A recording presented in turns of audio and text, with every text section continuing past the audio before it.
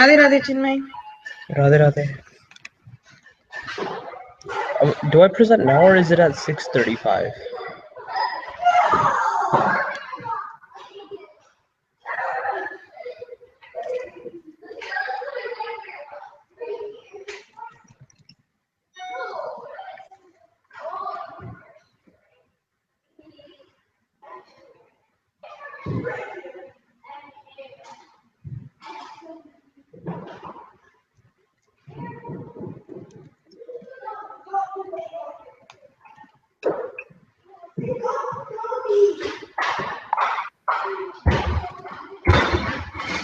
Two minutes, wait, Chinmay.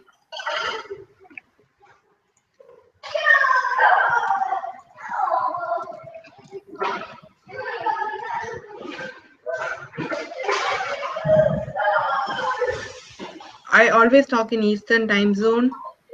You can actually talk now. Why do you type? Can you hear what I'm saying?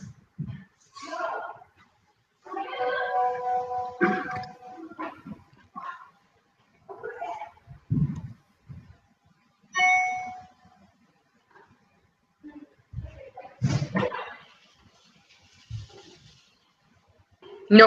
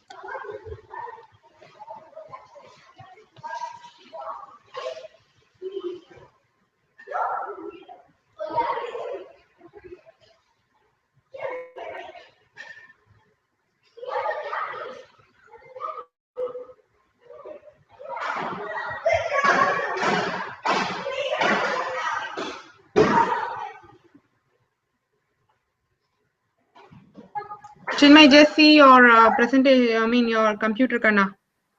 Make sure that you have your mic and everything ready. I cannot hear you, Kanama.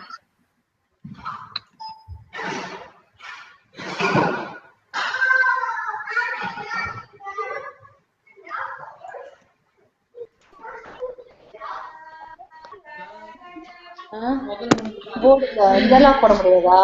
Tulsidas Hanuman இருக்கிற பிக்சரே ஒன்று வருது. Radhe Radhe everyone. Radhe Radhe Nityaji. Can you hear me? Yes. Yeah. Yes. I cannot hear you. We can hear you, Rekha ji. I just finished my thing.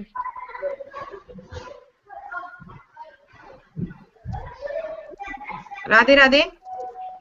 Radhe Radhe. Radhe Radhe. Am I audible? I can hear you. Can you hear what I'm saying? Someone talk. I just want to make sure that I can hear you. Radhe Radhe. Hello. Hello. Radhe Radhe Rekha ji, we can hear you. Radhe Radhe. Radhe Radhe Rekha ji. Pranav and Ramya's login was in the other link. I asked them to join here. Rekha ji is not able to hear. Radhe Radhe. Am I not audible? Oh, I cannot hear anyone. I don't know why. I will call Rekha ji.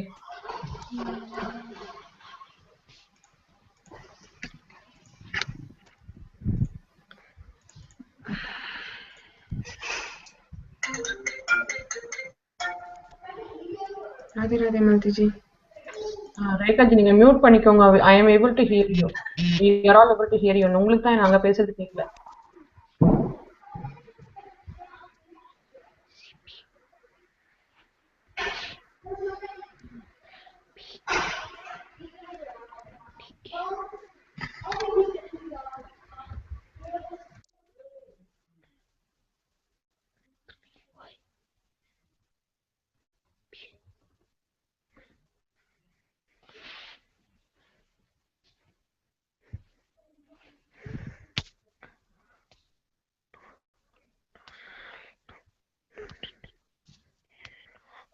Radhe Radhe. கேக்குறதா இப்போ Radhe Radhe?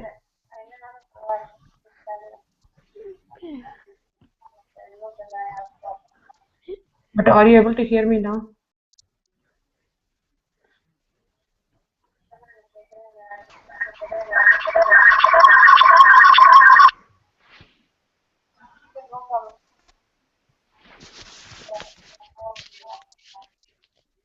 Okay.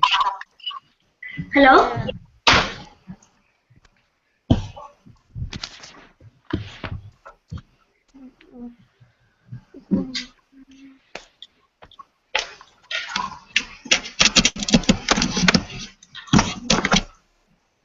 First thing, sorry, I'm not able to hear anyone. I want only Chinmay, Jaysurya, Sahitya, Shriya, Murari, Pranav, Rishikesh, Krishna and Purush to be log in. Others can log out. You can watch the same thing on live, okay? Hello? Others can just log out. And only Chinmay, Jaysurya, Sahitya, Shriya, Murari, Pranav, Rishikesh, Krishna and Purush be in online. Others can be as viewers. You can view the program, not online. Okay. So the second one I want to share with you all is I have some few things to show you. I'm just going to put on share screen. I'm not able to hear anyone. So if you want to talk, please talk. Malti ji is over there and she's there to help you. Okay. So for everyone, this is for everyone. Just see what I'm doing. So this is the chat window that you all know. What is that? And this is actually, can you see my screen? Just nod some head. Nitya ji, just nod your head if you can see my screen. My screen share. Okay, great. So this is the screen share option. The green one over here, the arrow mark is the screen share option. And you can actually do the screen share using this. And this is the showcase. If you want to put your link over there of what you're sharing, if you're sharing it in a Google Drive, your presentation, you can copy that link, make it public and share it in the showcase. Okay, you can use this. The third one is it's for everyone who are in viewer all those who are viewing and everything. So on that day, on December 13th, I'm going to put this link, the YouTube link on Facebook and all the websites and everything, mostly probably. So many will be viewing you of what to do. I mean what you're doing it. So at that time, this Q&A, even if 100 viewers are viewing you, they can ask you questions. So they'll be posting questions if suppose Chinmay is presenting something, and if someone is having from India, for example, if they're having a question on what Chinmay is presenting and they don't understand what he's doing, they might post that question, and towards the end of this presentation of Chinmay, I'll be asking the question to Chinmay. Okay, what they posted. And if in case your friends also can ask you questions, for example, if Chinmay is presenting, if Meera is having any doubt on what Chinmay presented, she can ask questions to Chinmay, asking them, oh, you said this, I thought it's like this, why did you say like that? Okay, something like that. Okay, so Meera can post some questions over there and I will be asking that question, because you cannot see the question what others asked. Okay, and that is that one. Please don't play with any of this cameraman and control room. Okay, please don't play. This is not a play session for you. I want everyone to be very, very serious. I'm saying I want only Chinmay, Jaysurya, Sahitya, Shriya, Murari, Pranav, Rishikesh, Krishna, Purush to be online, and others please be on live as viewer. Okay, Meera, you can be online. I mean, you can be on live, because I don't want you to be here and be confused. So Meera, you can log out and you can just be on live.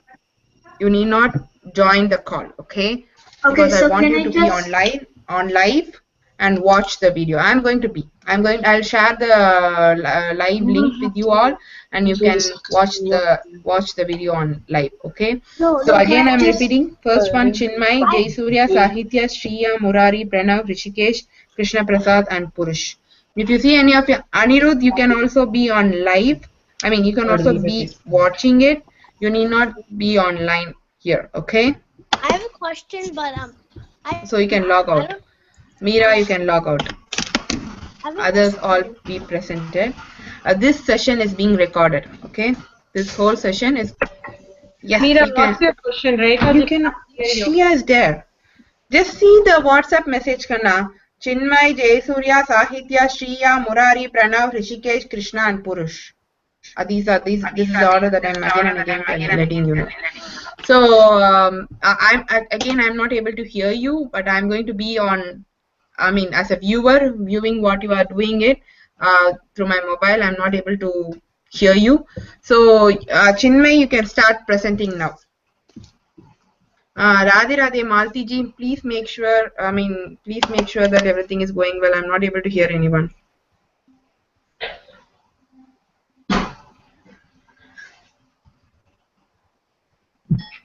So Chinmay, do you want to go ahead?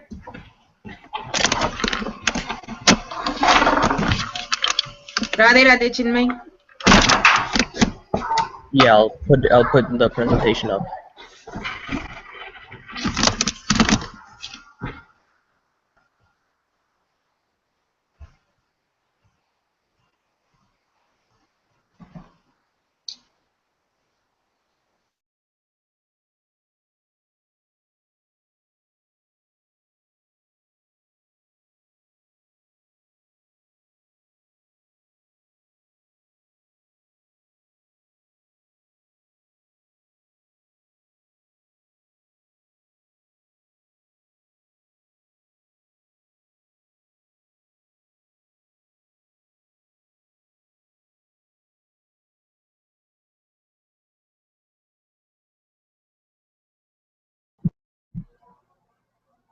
Chinmay, can you click that green button and then share your screen?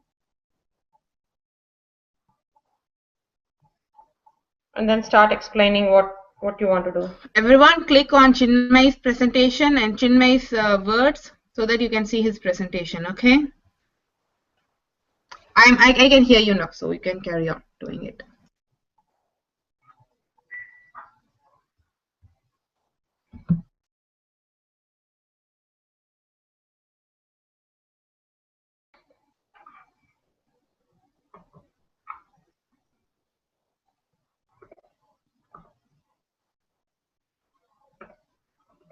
Can you see the presentation?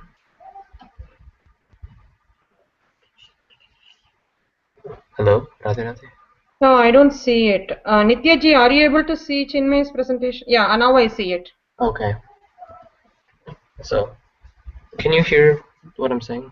Yeah, I am able to hear. Maybe Rekha ji is not able to hear, but that's okay. You go ahead with that. Oh, okay.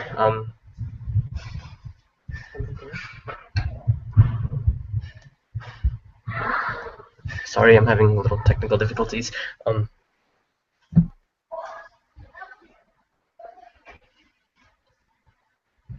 Yes. No, I don't see it.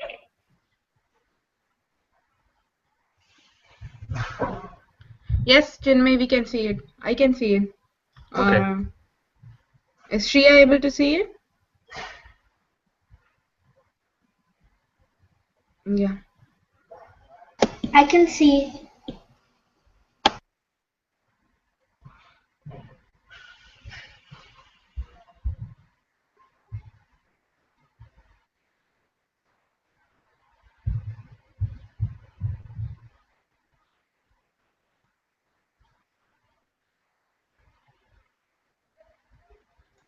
Yes, Kana, start doing it. Okay. So basically, it's the story about when Hanuman was a little child. He was in his cradle one day, and he wakes up and he's really hungry. His mother isn't around, so he looks at the sun, thinking it to be a very ripe mango or fruit. So he jumps to it, and most people, they dismiss stories that are based off of gods and their activities because it's hard to visualize something that's much more powerful and that can do things that seem impossible. So there's been a lot of dispute over social media and government agencies like such as NASA, which have completely rejected the idea that it existed, and even if he did, that he actually went to the sun. So looking at the calculations and what Tulsidas said, knowing that he had the blessing of Rama, it is somewhat accurate that he might have possibly gone to the sun, but it is hard to say because the average distance is much less than the average distance is what Tulsidas is less than what Tulsidas says. So even when the Earth is as far as it gets away, Hanuman doesn't really get close to the sun. But it is a pretty good estimate considering what the technology that they had and what they used to see that far.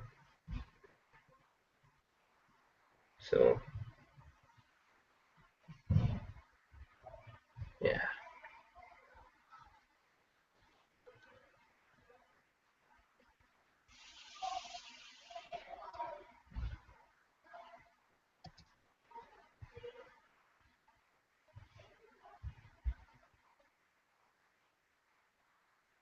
Any questions?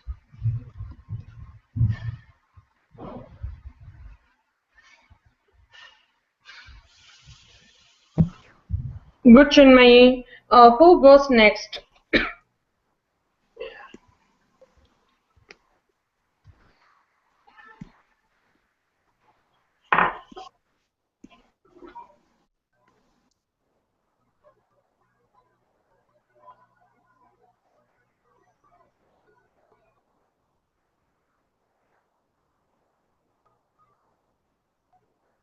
Radhe Radhe Chinmay, that was a good presentation. A small feedback before giving the presentation, just talk about what you're presenting. Okay, for example, I'm going to talk about today. Radhe Radhe. Today I'm going to talk about something. Greet Ramuji. Greet everyone. Okay.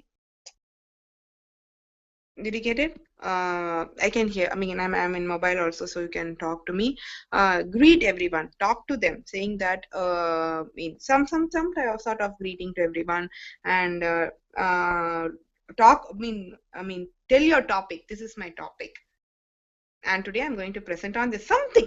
Okay, just to make people know what you're going to talk about. And you just spoke for 2 minutes, I guess. So it would be nice even if you could prepare more, because it's for 4 minutes.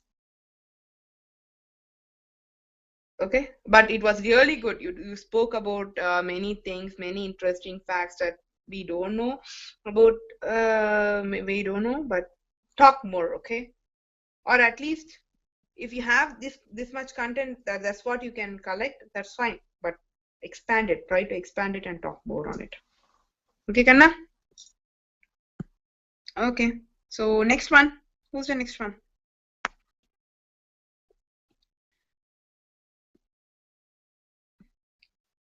Jay Surya is not there. Sahitya, you can start. Okay, can you hear this? Yes, I can hear.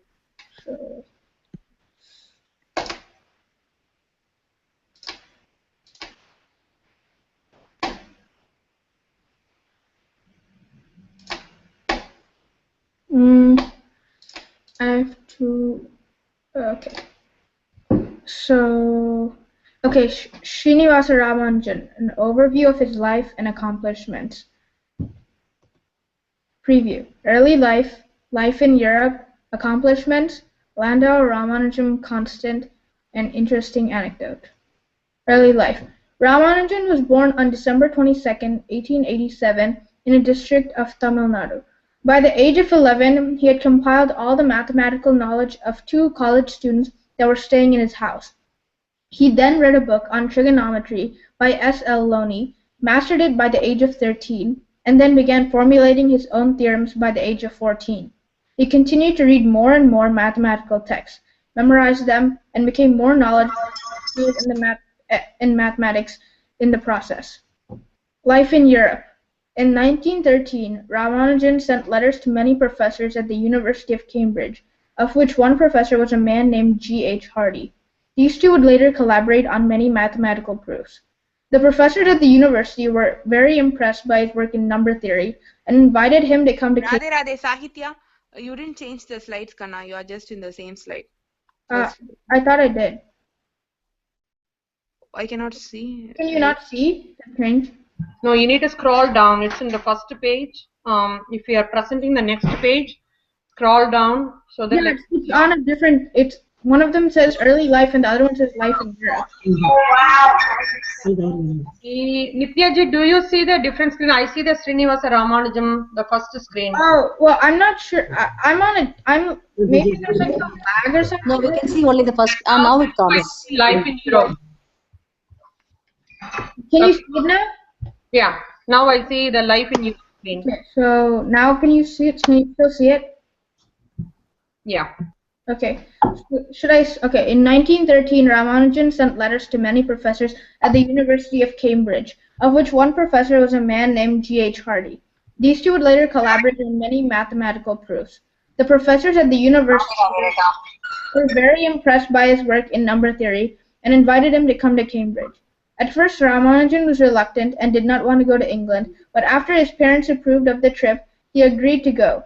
Ramanujan and Hardy discovered many proofs and theorems while in Europe, but due to the lack of vegetarian food and stress caused by his extensive work in mathematics, his health suffered. Ramanujan was diagnosed with tuberculosis, vitamin deficiency, and parasitic liver infection, which caused him to pass away in 1920 at the age of 32. Radhe, again Sahitya, I cannot see your screen, Kanna. What is it? What screen is it on? Hello? Radhe, Sahitya, I cannot see your screen scrolling down. Maltiji, do you feel the same? Yeah, I see him. He is in life in Europe. Whatever he is reading, he is in the screen. Okay. Nityaji, how about you, Nityaji? Yeah, she is also. Okay, Radhe. Okay, can you see this? The new screen? Yes. Okay. So accomplishments. Landau Ramanujan constant. Mach theta functions. Ramanujan conjecture. Ramanujan prime. Ramanujan Solner constant. Ramanujan theta function. Ramanujan sum. Roger Ramanujan identities. Ramanujan's master theorem. Fellow of the Royal Society. Fellow of Trinity College. Can you see this screen now? The new screen? Hello? Yes. Can you see this screen? Yes. Okay. Landau-Ramanujan constant. The Landau-Ramanujan is an equation in number theory that states that nx such that n of x is a number of positive integers less than x that are the sum of two squares is proportional to x divided by the square root of the natural log of x. Another form of the equation is lim x to infinity. So a domain of x to positive infinity. We're taking the domain, so nx root natural log x divided by x has the same proportion, which is equal to 0.764 and a bunch of other numbers after that. Both Edmund Landau, a German mathematician, and Ramanujan discovered this equation independently. Can you see this screen?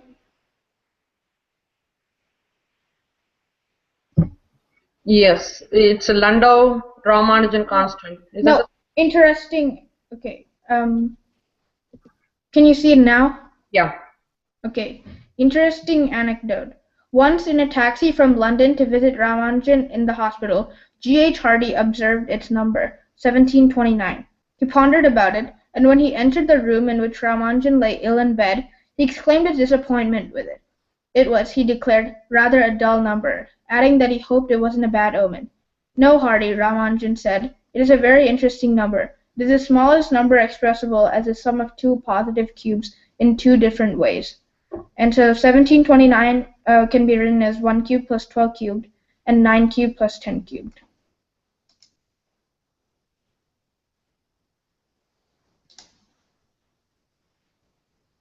Radhe Sahitya, that was a wonderful presentation. Great going. That was great. Radhe, Radhe. I mean, if by ending also you can just say like, hope you have enjoyed the great master Ramanujam, something. Okay. And just to say that he's from our country, our land, something. Okay. Okay. Just some feedback. How I mean, Okay. you guys know how to end it, right? How to start and how to end it. So you can do good.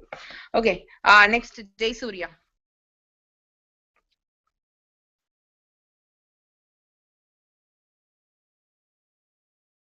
Radhe Radhe Jay Surya. You're on mute.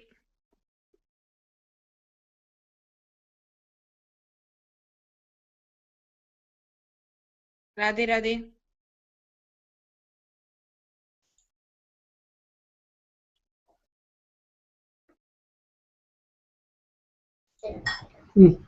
Radhe, Yes. Yes, Radhe Radhe Jay Surya. You can start giving your presentation now.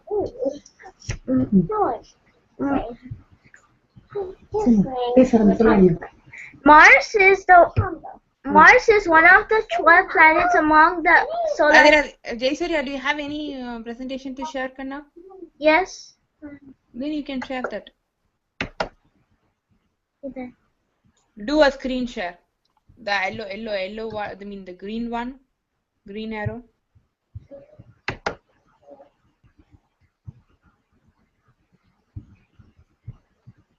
Just share. Share. Share Radhe Radhe, we can see you. Yeah. Mars is one of the solar system and the fourth planet from the Sun, named after the Roman god of war and often described as the red planet due in the reddish appearance. Mars is a terrestrial planet with a thin atmosphere composed primarily of carbon dioxide. And the mass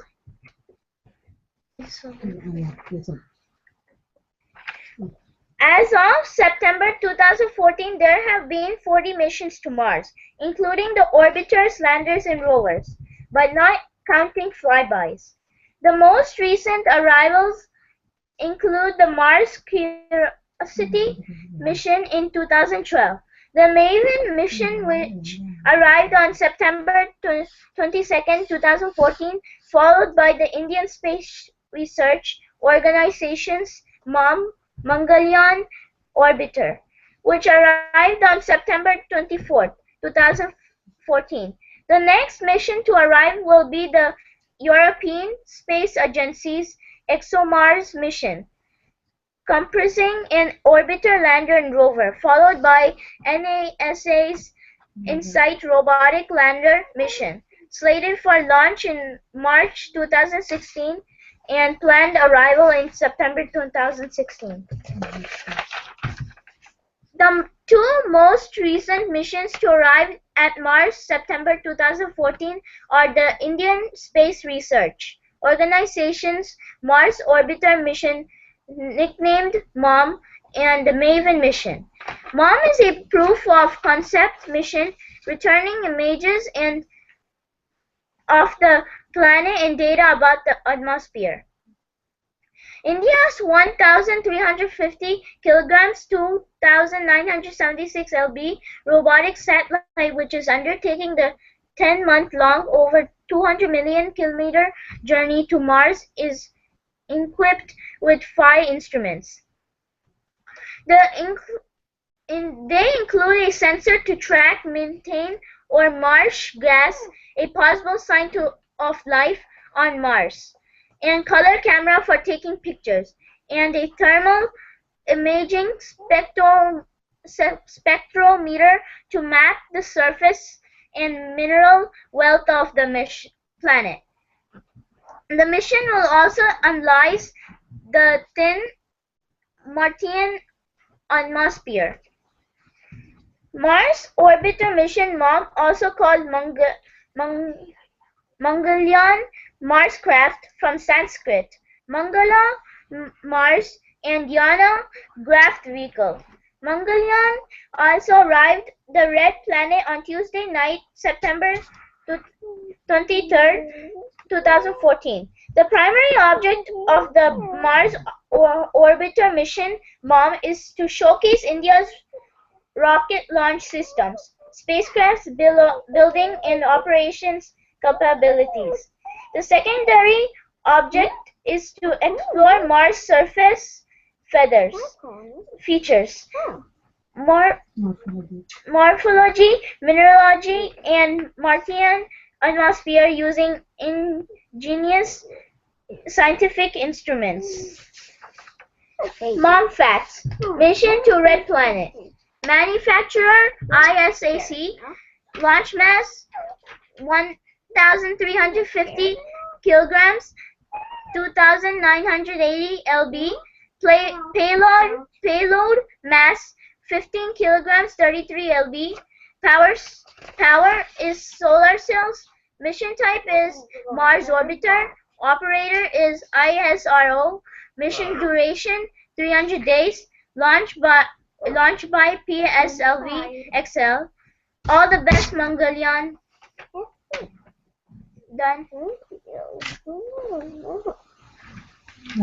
Radhe Radhe.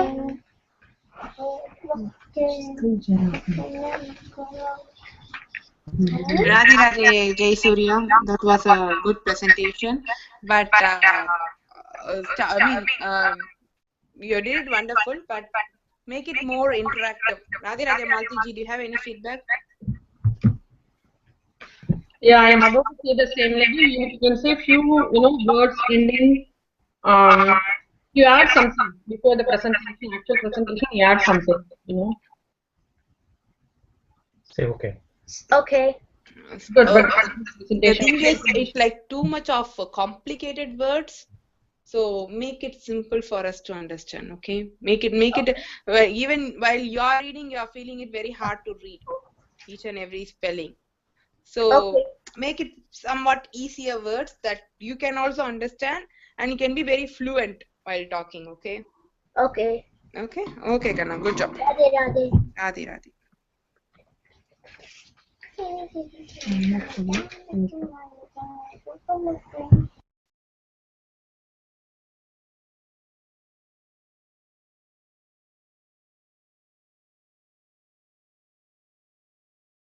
Next, Shriya. Auntie, can you hear me? Yes. Okay.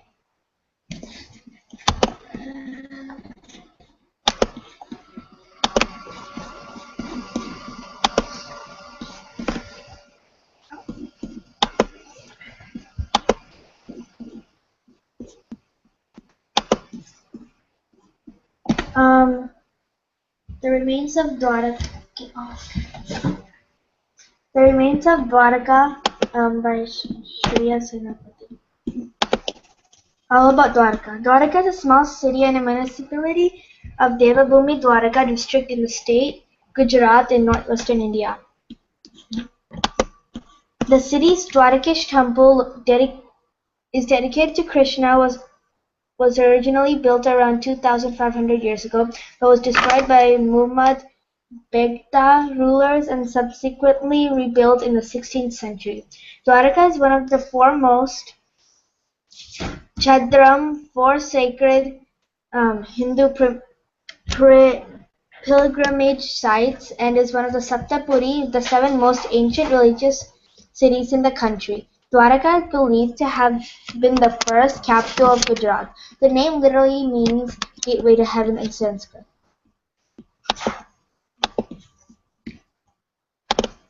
Can you guys see the next slide? Yes. Okay. The mystery underwater. The legendary city of Dwarka was the dwelling place of Lord Krishna. It is believed that due to damage and destruction by the sea, Dwarka has submerged 6 times, and modern-day Dwarka is the 7th such city to be built in the area. Fun fact. The underwater ancient city off the coast of Bet Dwarka has been proposed to be developed as a scuba diving site. This project is a joint initiative of Adventure Sports Ltd (ASL), and the Government of Gujarat with investment of 13 crores. This is believed to be the first effort anywhere in the world to exploit a submerged city for tourism.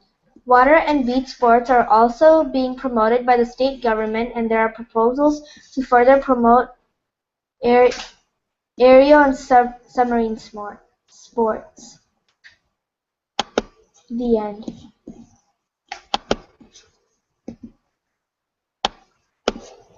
Radhe Shreya, that's a nice presentation, but as Rekha ji said, first introduce yourself and then say a few words about like what you are going to talk about. And then it will be better. It's very good. It's very informative. But instead of reading, if you can do some kind of add your own words here and there, and then do it.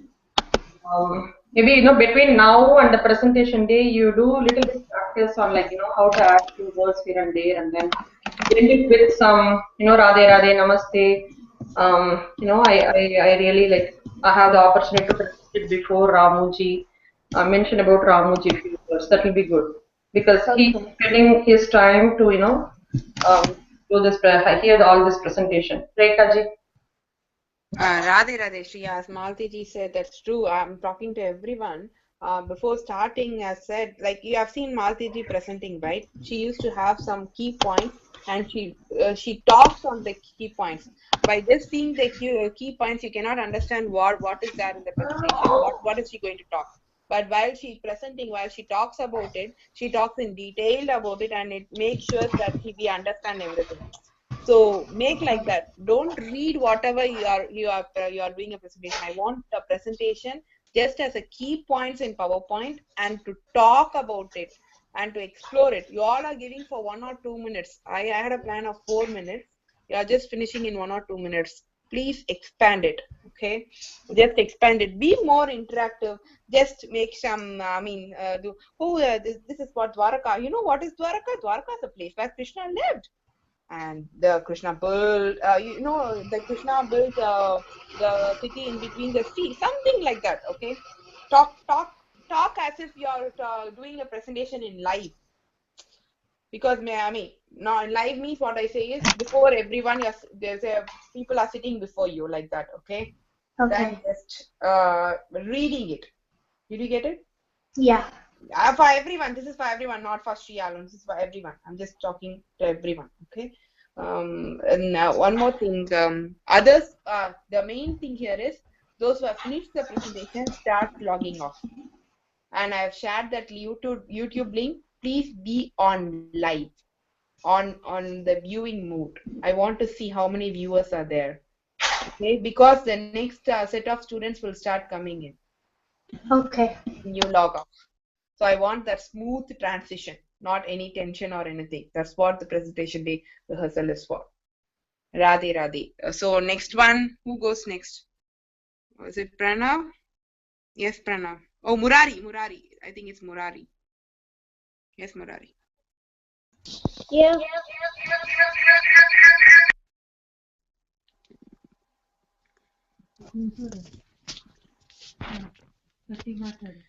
Hello? Hello? Yes, Murari. Yes, Murari. Yeah, how do I do the screen share? The green color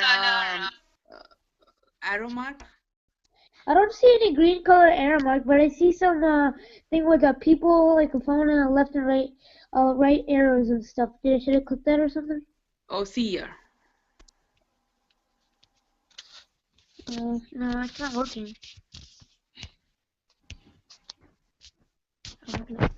It's not.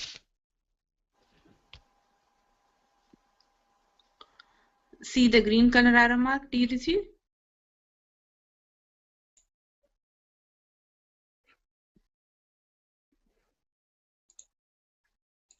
Radhe Radhe Murari.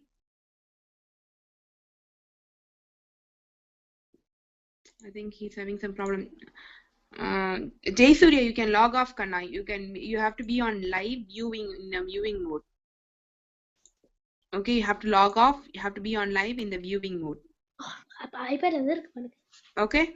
Okay, Pranav, I think Murari is not here. You can start giving the presentation. Yeah, Murari is back. Sorry, Pranav. Yeah. Yes, Murari. I just my internet was a little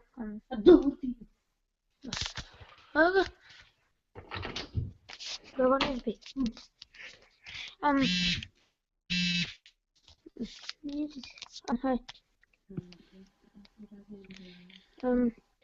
I don't know why the screen share it's not working. I don't know why.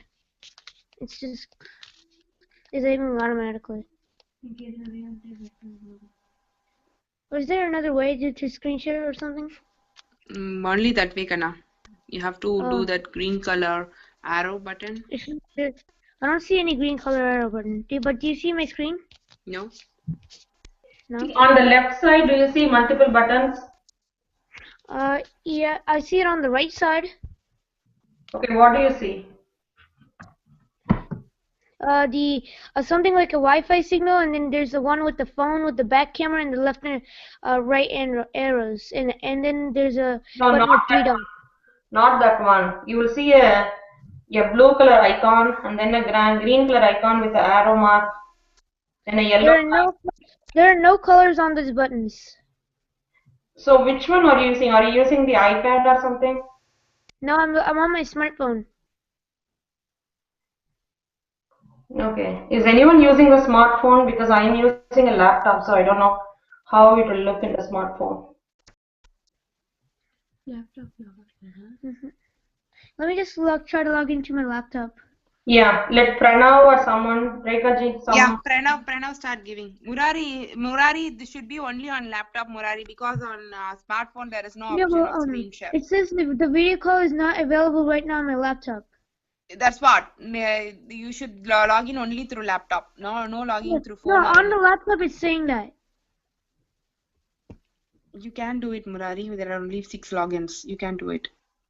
Oh, okay. Yes, Pranav, start doing it, Kana. Oh, log out ayi.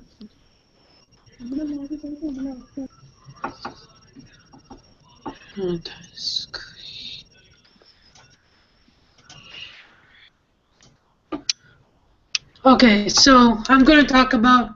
Hi, I'm Pranav, and I'm going to talk about the 10 avatars of Vishnu that show evolution. Can you hear me?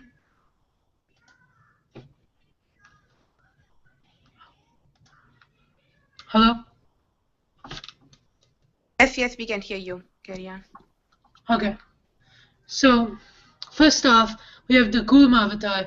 Matsya avatar. So, in the Matsya avatar, it's a fish. Our first ancestors were a fish.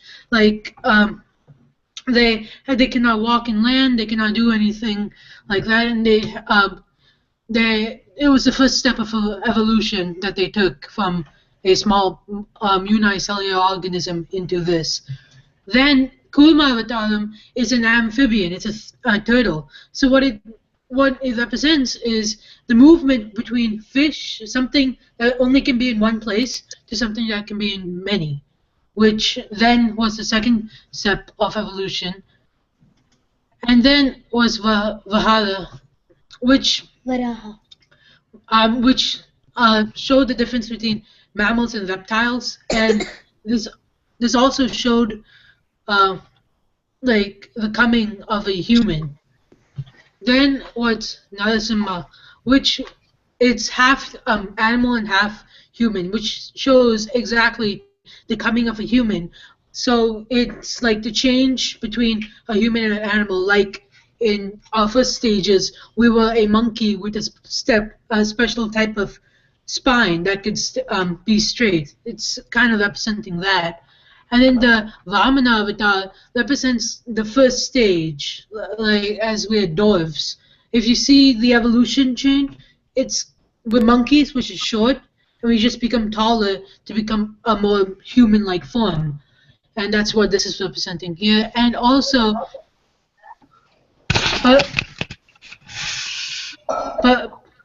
Parasurama represents a caveman or somebody who doesn't have control over himself. Like if he has rage, he will have rage. Then we have the kind of biggest transition, Rama, which shows more of like more controlled, more, you know, it has a much more civilized age to it, but they still use brain over brawn instead of what we do today. Then Krishna came and he showed the end of brawn and the coming of brain. So it was like he had brawn, he had strength, he had everything like that, but he still mainly used brain.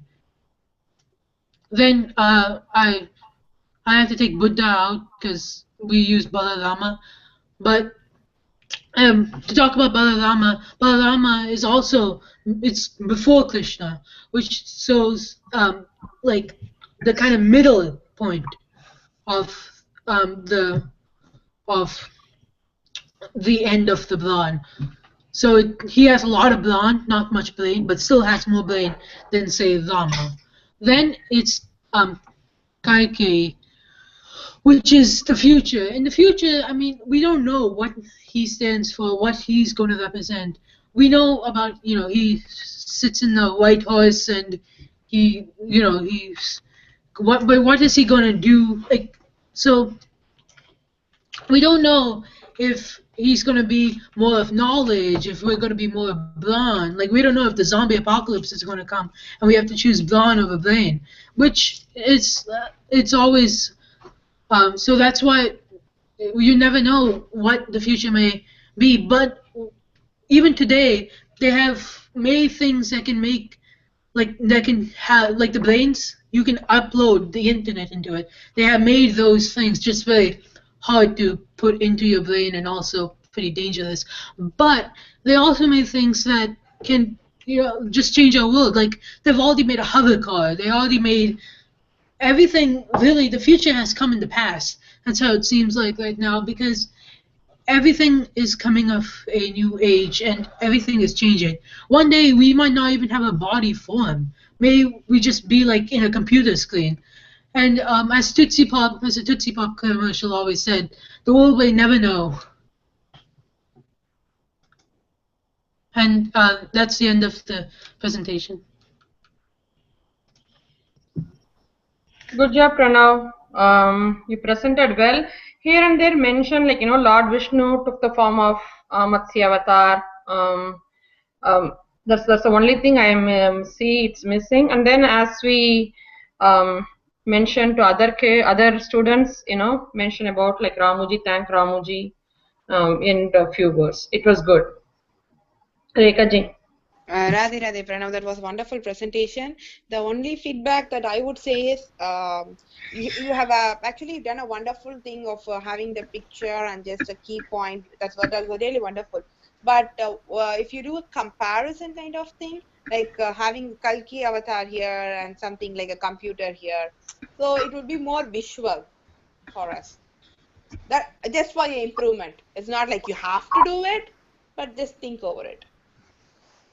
Just for your improvement, okay? Whatever you feel, this is really good, but if you think that it would be better for us to just have a comparison kind of thing, that would be also great, okay? Radhe Radhe Pranav, that was wonderful. Okay, Murari, are you ready? Yes, I'm ready. Yeah, start doing it.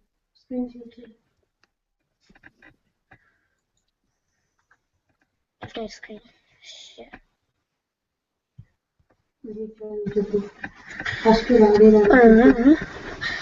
Can you see my screen?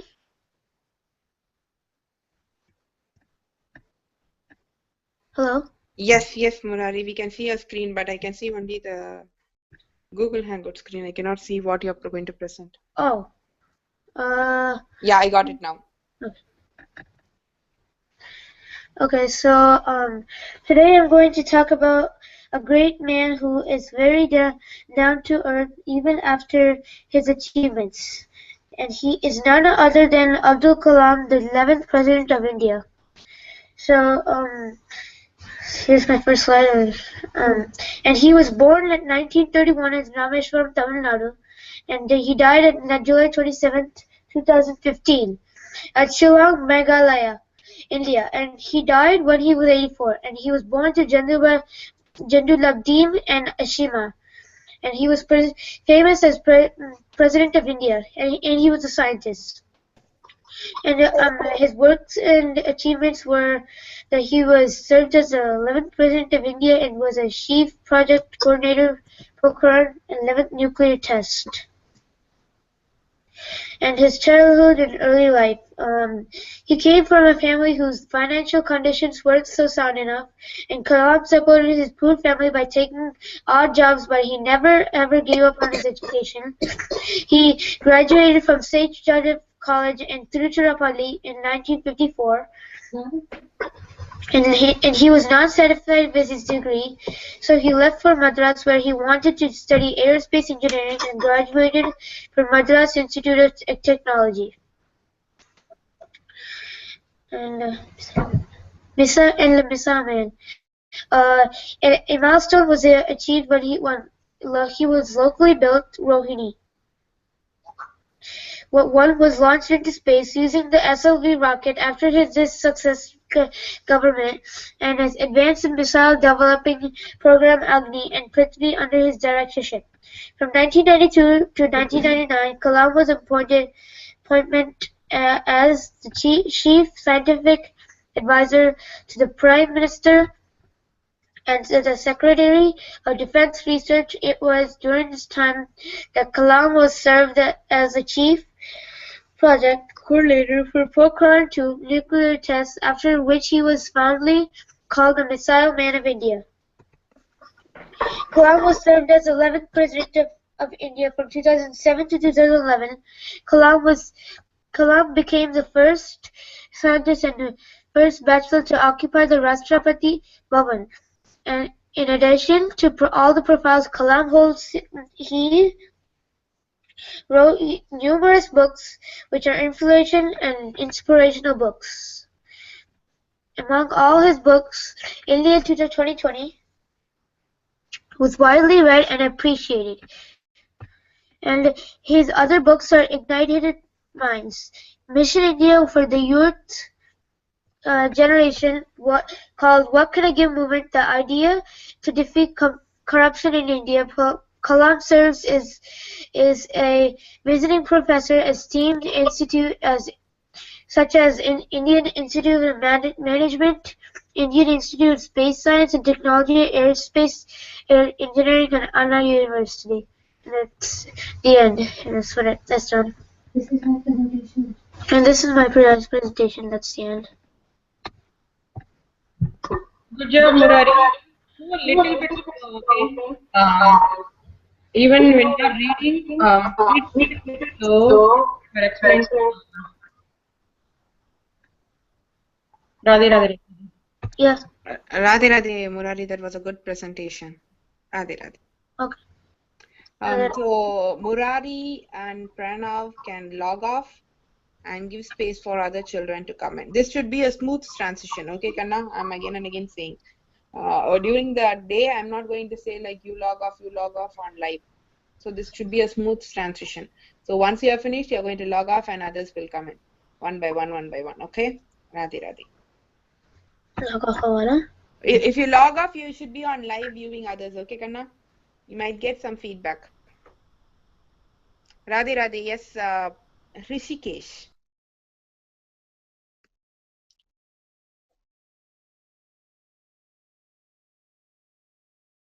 Rishikesh, are you there? Yes, Rekha-ji.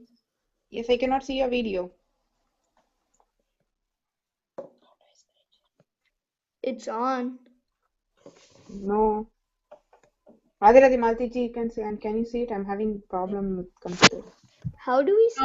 Rishikesh, or you have to click the green button on the left, green button with the arrow, so that whatever your presentation is viewable for everyone. How do we screen share? Do you see a green button on the left side on the Hangout? We're using the iPad Yeah, in the iPad, it won't work. You need to log in through a laptop or a computer because Murari had the same issue, but he was using a smartphone. But I don't know whether anyone using iPad are able to see the green button. Can you log in through a laptop, Rishikesh? Okay, yeah. I'm also using an iPad. Are you able to see the screen share button on the left? No, I'm not either. Yeah, maybe like you have to log in through your laptop. Okay, Radhe Radhe. Pranav, Krishna start doing it.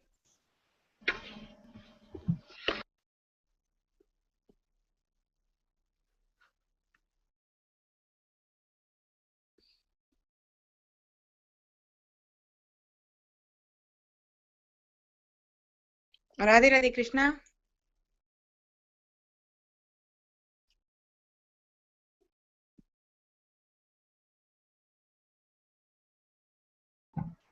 Nityaji, are you there? Yes, yeah. We are loading it. We're loading it.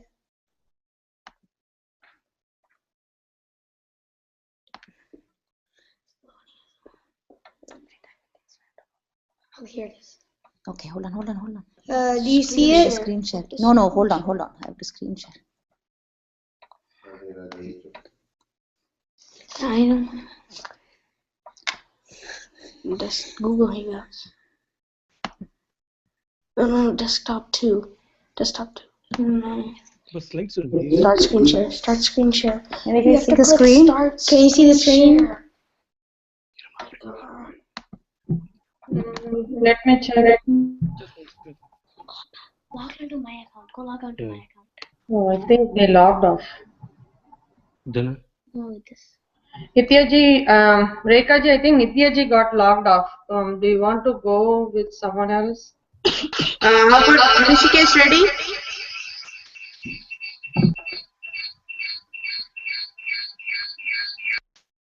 Rishikesh, are you ready?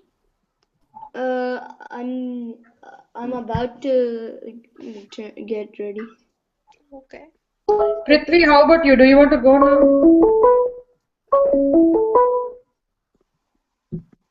Still pulling on a presentation. My computer's lagging, Auntie. Okay. Aravind from Virginia, are you ready? Do you want to do it when the students are getting ready? Could I do it now? Yeah. Rekhaji, can Aravind go? Yeah, I can do it. Okay. This should be a smooth transition, Kanna. Again, I'm saying if anyone is having a problem, someone just pitch in and do it. Or send me a message in WhatsApp saying that is it okay to do it, and Maltiji or me will just reply to yes, carry on or wait. Okay? It should be a smooth transition. Aravind, share your screen and then start the presentation. Do you see it now? Yeah. Is Prezi okay? Because I did my presentation on this. Oh, yeah, I see your screen, the Ramanatha Swami temple. Do some introduction and then start the presentation. Say Radhe Radhe and then introduce yourself.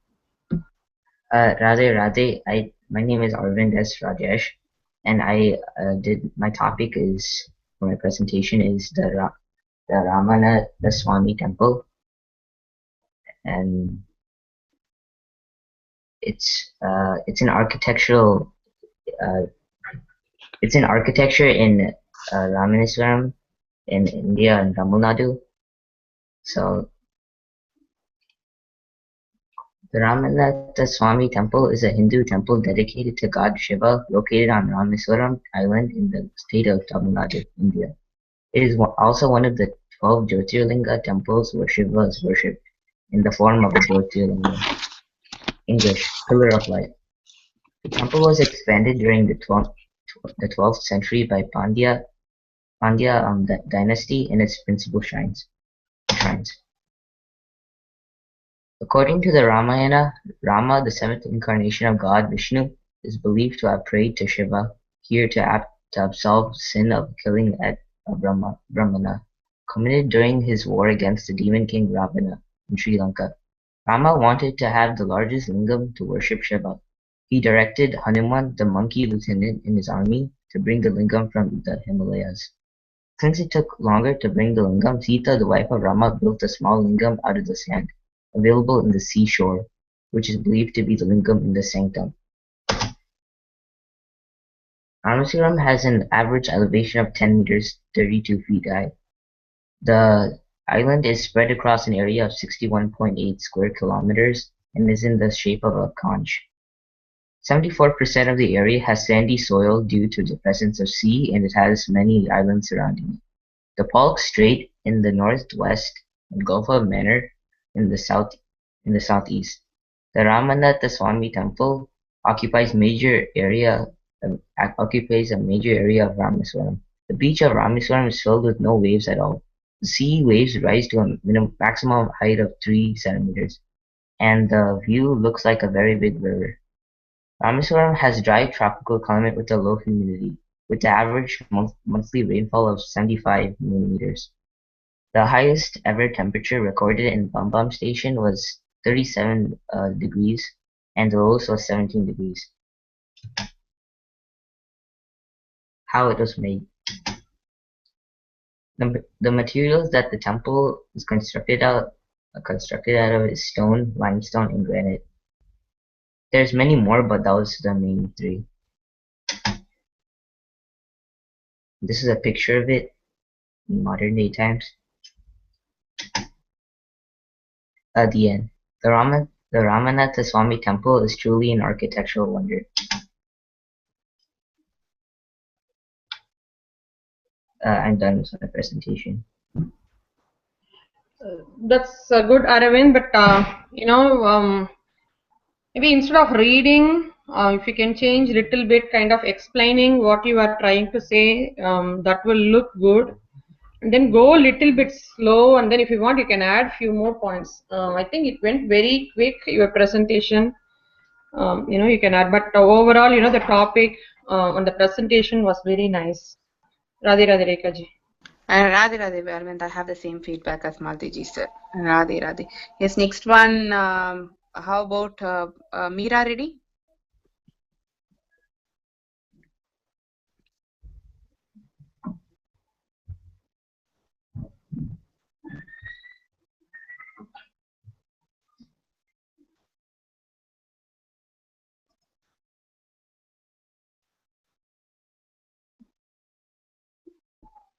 Cannot hear you, Meera.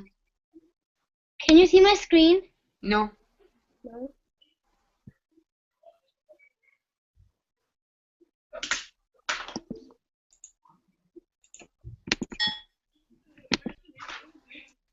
Can you see my screen now? Can you see my screen now? I'm not able to see. Radhe Radhe, Malti ji, are you able to see? I think you are trying to share. Maybe. Do you see it? I see a black one. Yeah, even I. Yeah. Yes, Now yes, Meera.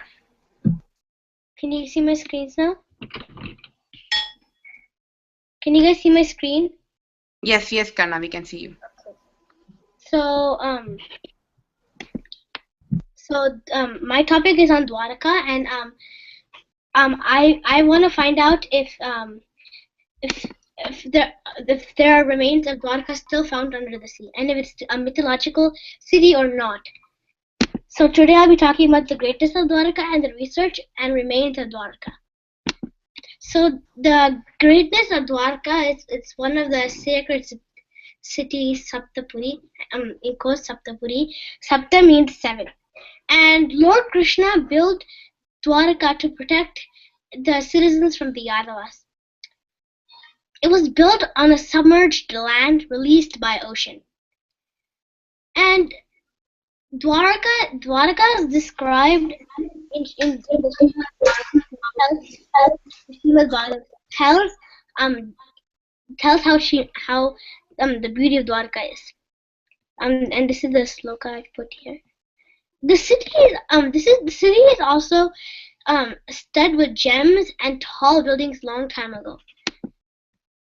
And there are still remains of Dwarka in the ocean. So stone carvings are still found in the ocean.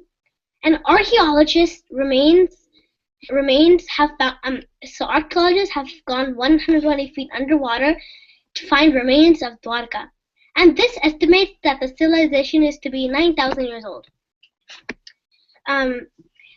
National Institution of NIOT is a type of group of types of group of scientists, and those people have dug deep in the ocean and found many palaces and houses. Under the sea, scientists have even seen a drainage system built. This also shows even 9,000 years ago, people have very advanced civilizations. Dwarka is one of the best studied underwater cities. My conclusion is that Dwarka is a real city, supported not just by religious scriptures, but also scientific facts. These are the internet places where I found my facts, and I've done some research on Dwarka and how it is found under the sea. And archaeologists have found what they wanted to find. They have found stone carvings of the Leelas that Krishna has done. For example, we have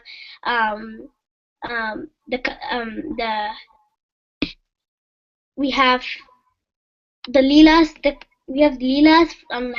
for example, the demons Krishna has killed. So they have stone carvings on what and archaeologists have found stone carvings on the Leelas of Krishna. So yeah.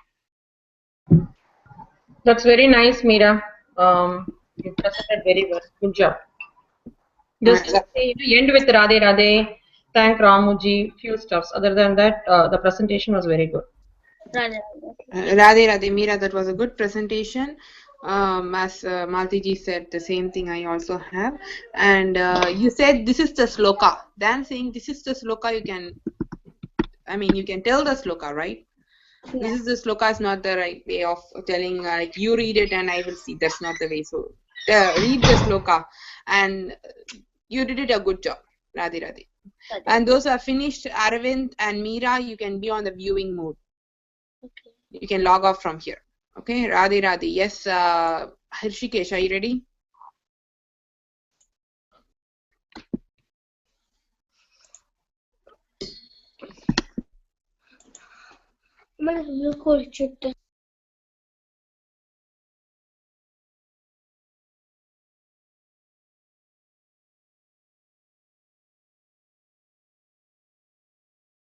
Radhe Radhe, Hrishikesh.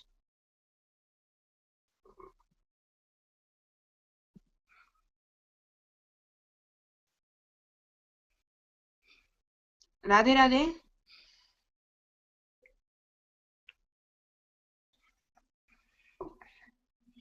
Maltiji, can you hear Rishikesh? I'm not able to hear him.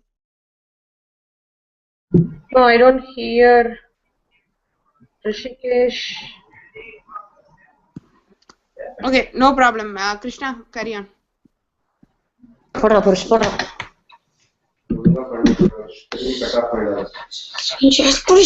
Screen share.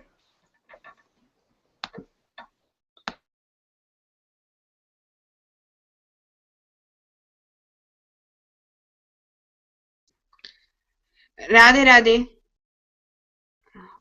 I don't know what happened. Okay, Prithvi, are you ready? Yes, Auntie. I'm ready. Carry on. Auntie, I'm ready. Yes, carry on. Me? Okay. Radhe Radhe. I'm doing my project on Nepal. So, yeah. Introduction. Nepal used to be the only official Hindu country, but because of the collapse of its monarchy, it is now secular. It is now known as the Federal Democratic Republic of Nepal. Nepal is an ancient country, but its literary culture dates back to only the 19th century. Prithvi? Yeah? Are you sharing your presentation? Do you have a document or a PowerPoint? Oh, yeah, I got that. You can share it and then... Okay. Radhe Radhe. I'm doing my project on Nepal. So, yeah. Introduction. Nepal used to be the only official Hindu country.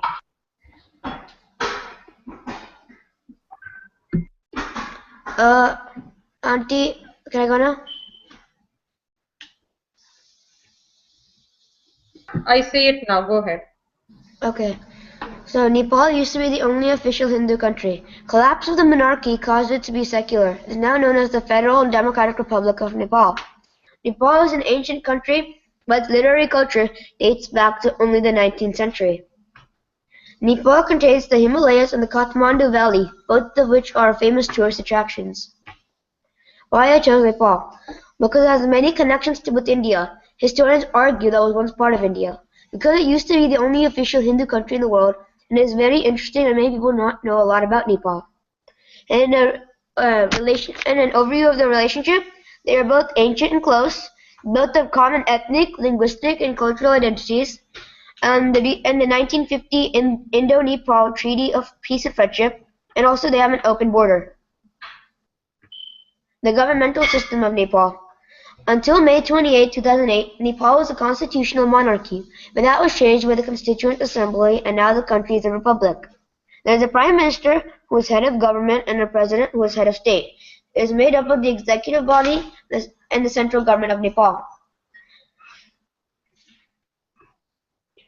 There's a Commission for Investigation of Abuse of Authority, CIAA, Public Service Commission, Office of the Auditor General, Election Commission, Office of the Attorney General, National Human Rights Commission. There's also Nepal Army, Nepal Police, Armed Police Force, and National Investigation Department. Food. Most meals have some form of rice in them.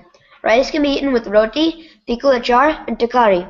Nepali people also eat food such as momo, Tibetan-style dumplings, dal, and dinda, which is a traditional Nepalese food item. Also, contact with Europeans has brought about the demand for pizza, pasta, and other European pastries. Also, at Nepalese border with India, there is also a lot of Indian cuisine, and at Nepalese border with China, you will find a lot of Chinese food. The festivals. Dashain celebrates goddess Durga's victory over the Asura Mahishasur. Tihar is the festival of light and color dedicated to goddess Lakshmi. Buddha Jayanti is the birthday of Buddha.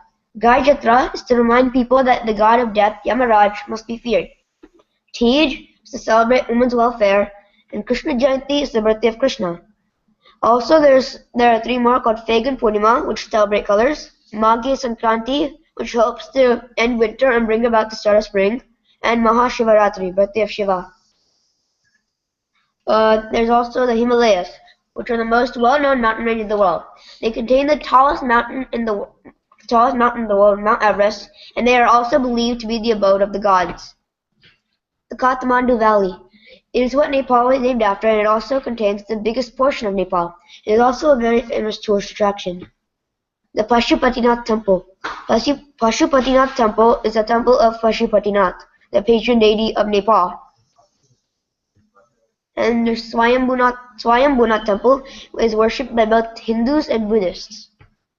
The Kashta Mandap is a temple after which the valley Kathmandu was named after. There was also a recent Nepal earthquake. This disastrous earthquake struck Nepal on April 25, 2015. It was a 7.9 on the Richter scale and caused approximately $5 billion worth of damage. For the conclusion, Nepal has gone through a lot from its official founding to the present. This country may be small, but it's would be more capable than it was thought to be. The end.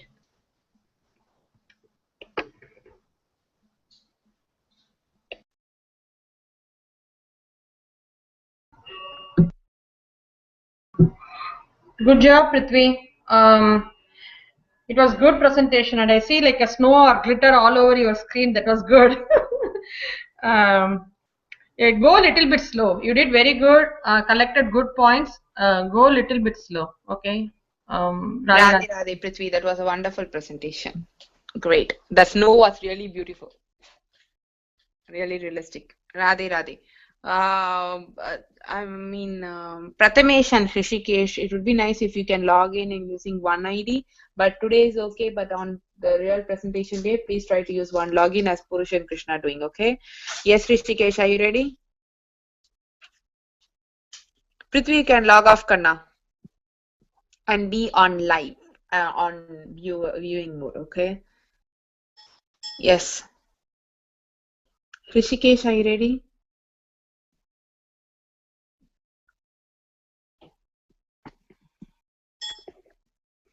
Rishikesh, are you ready?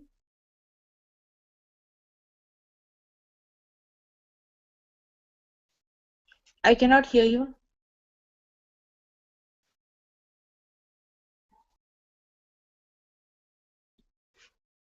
Maltiji, are you able to hear Rishikesh? Because I'm not able to hear him.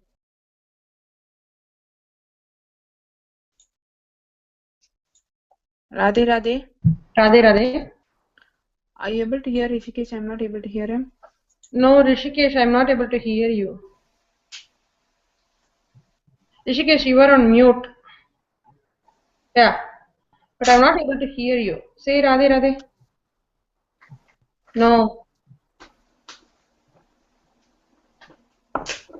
Prathamesh, say Radhe, Radhe, or you both can come to the same laptop. Radhe Radhe Rekha ji. Yes, Yeah, Rishikesh. here Prathamesh, not Rishikesh. Both of you doing the same thing, Kana. Rishikesh. Rekha ji, Yes. can you present the presentation on the other laptop? Yeah, he can do that. No problem.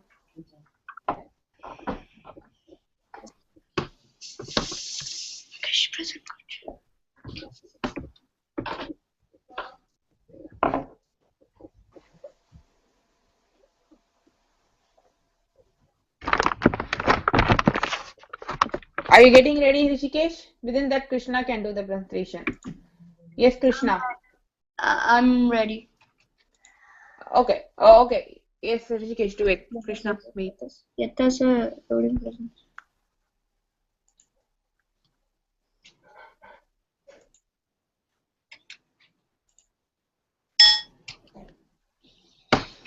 My presentation is Why Do We Worship Animals and Trees? My name is Rishikesh, and my topic is Why Do We Worship Animals and Trees?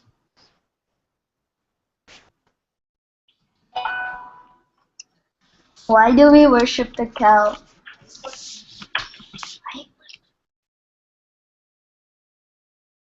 Why worship the cow? Hindus respect cow by honoring this gentle animal.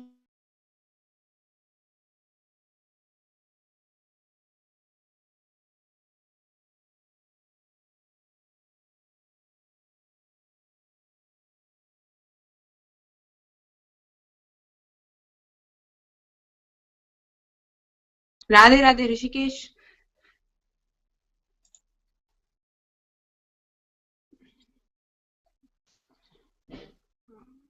Malti ji, Radhe, Radhe.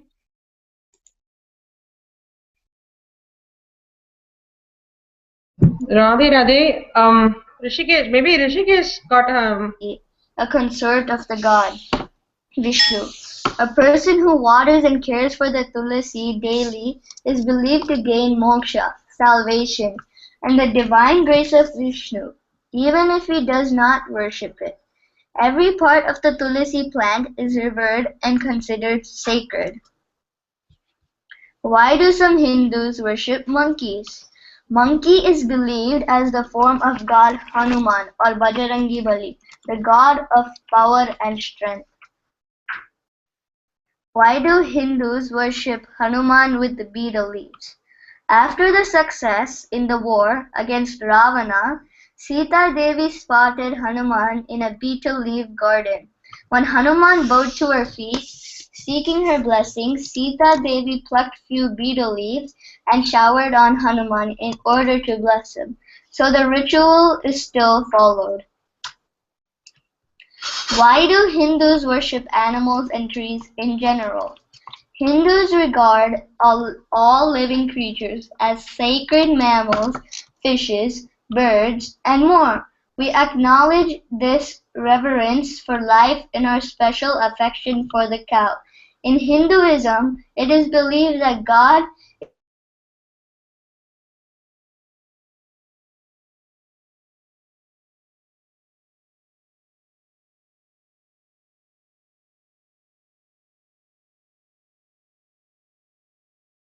Here.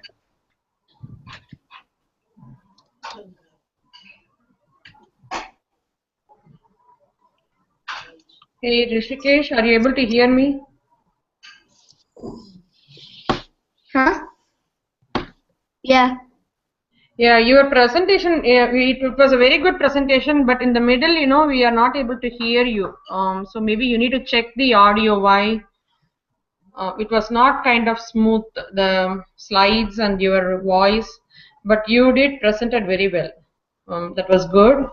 But maybe check the computer you are using, why we are not able to hear. The second slide you were explaining, we are not able to hear you. The last slide also, I don't see it, and then I don't hear you. Radhe Radhe Rekha ji. Radhe Radhe. Yes, same thing, Malti ji. Radhe Radhe. Yes, Krishna, are you ready, Karna?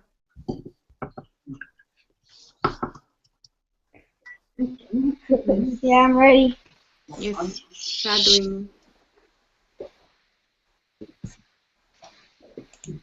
Can you see Krishna's presentation? Yes. I can. Okay, good. Okay. My Radhe. You Radhe, can play it, Krishna. Why do you want to Oh yeah. keep it? I'm on Chinese. I'm on my proof.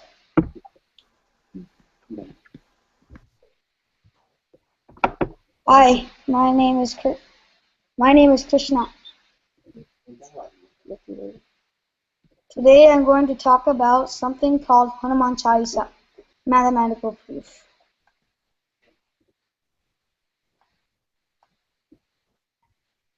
Tulsidas, a poet saint, wrote Ramayana, in Hindi known as Ramacharita.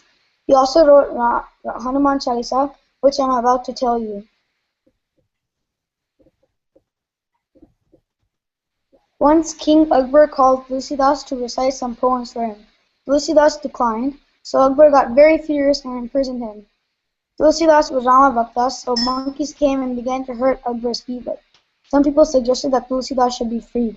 Tulsidas then wrote Hanuman Chalisa in praise of Lord Hanuman.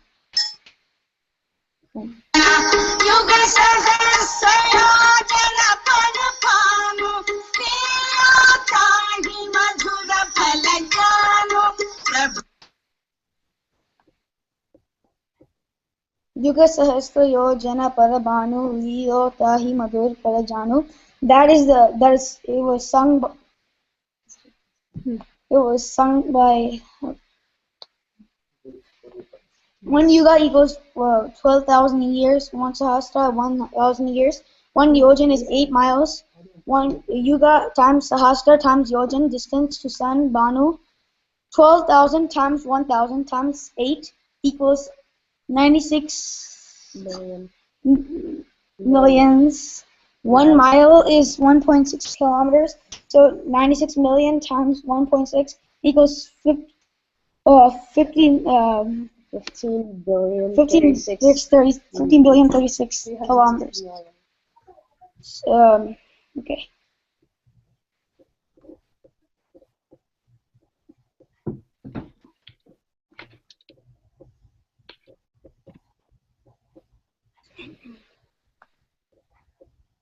$15,360,000 kilometers. This is roughly the farthest distance from Earth to Sun.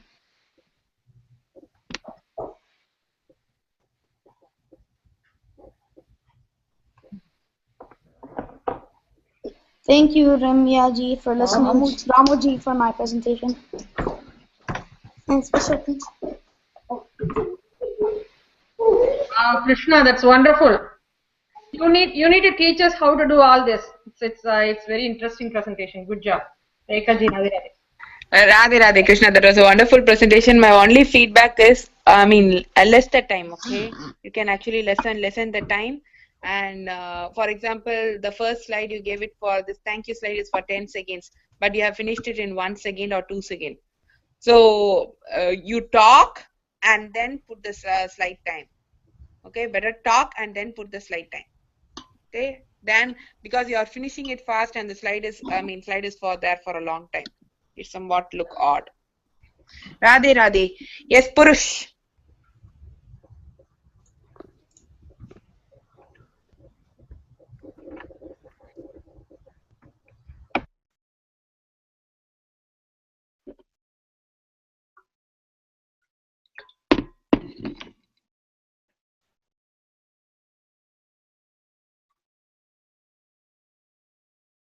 Hold on, Rekaji. I almost got this. Which one? Maximum. Which one? That's It's yours. not the one. That is yours. It's not mine. That's yours. Open that. And don't shoot it. Can everybody see my presentation? Do skip tutorial. Oh, okay. Yeah, I did. I did.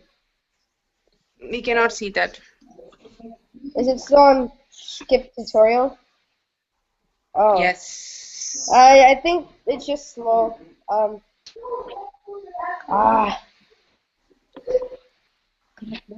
No, it's still on tutorial thing. Not tutorial.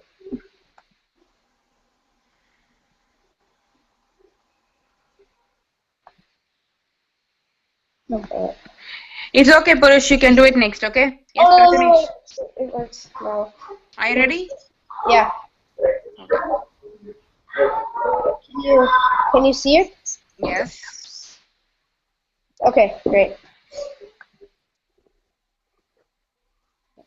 Play it. Okay. Okay. Vedas, a foreigner's perspective.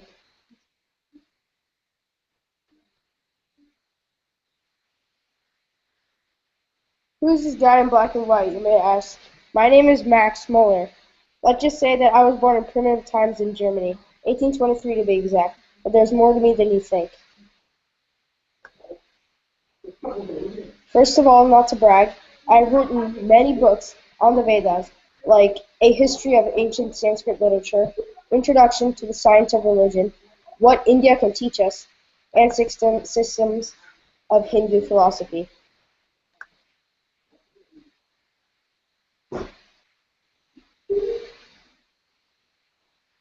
My first book, a German translation of the Hitopadesha, preceded my translation of the Rig Veda, which led to much more studies of the Vedas following suit. The Hitopadesha is actually like fables of Indian fables, and the Rig Veda is a whole section of the Vedas, which took him about 12 years to finish.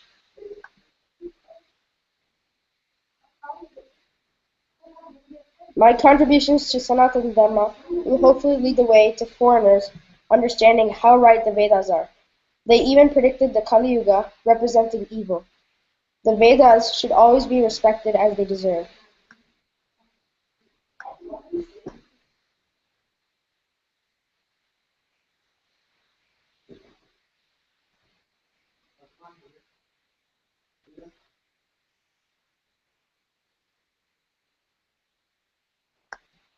Oh, wait, no.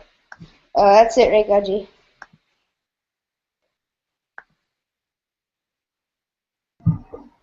Good job, Purush. But can you add a little bit more? It was good. The presentation was very good, but add like few more points if you can. Radhe Radhe Kaji. Radhe, yes, the same thing I have because it seems like you have finished very fast. So just add few more points. It was really good the way how it was presented, and I am Max Muller. The way like he's talking about the Vedas is really good. You can also talk like Max Muller if he had visited any saints in India and spoke about the Vedas with him. Just do some research and see if we had visited any saints and saw him and spoke to him, like something like that. Add some more points and express his connection with India. Okay, how was he connected to India and the saints and the Vedas and everything? How did he come up? How did he come to know about Vedas? Okay, he's a foreigner. How did he come to know about Vedas? Something like that. Okay. Okay. Okay, Radhe. Yes, who else? Prathamesh, are you ready? Yes, Rekaji. Can I start?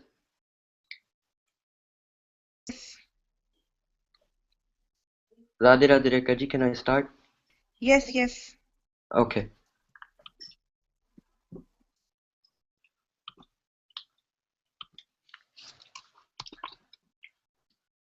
Can you screen this? Can you see the screen, Rekha? Yes. Okay. Max Miller's contributions to India and Hinduism. This is a short intro. Max Miller was born in Germany on December 6, 1823, and died on October 28, 1900. He was a philologist who studied languages through historic sources and an Orientalist who was obsessed with the ancient history of India. He wrote many popular books on the subject of Indology and was one of the first founders of the Western academic field of Indian studies or studies on the Indian culture and tradition. Works on Sanskrit. In 1844 he translated the Upanishads when he was studying in Berlin under German philosopher Friedrich Schelling, and researched the Sanskrit language under the guidance of Franz Bopp, who was the first systematic scholar of Indo-European languages. Schelling helped Mueller relate language to religion. His first published book was a German translation of the historic Indian tales, Hitopadesha. In 1845, Mueller moved to Paris to further research the Sanskrit language with Eugen Burnouf. Burnouf encouraged him to publish the complete Rigveda in Sanskrit using manuscripts in England. He started to study Sanskrit in the whole collection of the British East India Company. People during this period thought that language development was cultural development. Scholars tried to compare related European and Asian languages to try to find the earliest form of root language. They all thought that Sanskrit was the oldest. Work on Vedas and Upanishads. Mueller was very interested in studying the most ancient of the Vedic scriptures, the Rigveda, and he was also greatly impressed with Ramakrishna Paramahamsa and wrote many books and essays on him. Since there was little interest in the Vedas in the Western world, Mueller decided to write a critical edition of the Rigveda using the historic documents that were available in the library of the British East India Company. This is the biggest contribution that he made to the whole world. He worked on the edition for 24 years. Beliefs in Rigveda and Hinduism. Mueller believed that gods of the Rigveda were active forces in the nature personified as imagined supernatural beings. He believed that the word devas was the root word that meant God. Other words that meant God derived from that word. He thought that the word deva changed to Deus and then Theos and finally to Zeus and Jupiter, which were some of the most important gods in Greek mythology.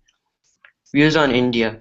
Mueller hoped that increased funding for education in India would promote a new form of literature combining Western and Indian traditions. In his 60s through 70s, Max Mueller gave a series of lectures which reflected a more nuanced way in favor of Hinduism and the ancient literature from India. In his What Can India Teach Us lecture at University of Cambridge, he championed ancient Sanskrit literature and India. He also conjectured that the introduction of Islam in India in the 11th century had a deep effect on the psyche and behavior of Hindus in another lecture titled Truthful Character of the Hindus. Honors. After his death, a memorial fund was opened at Oxford for the promotion of learning and research in all matters relating to the history and archaeology, the languages, literatures, and religions of ancient India.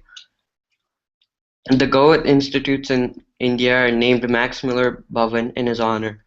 Muller's biographies include those by Lawrence van den Bosch, John R. Stone, and Neeraj C. Chowdhury, the last of which was awarded the Sahitya Academy Award for English by Sahitya Academy, India's National Academy of Letters.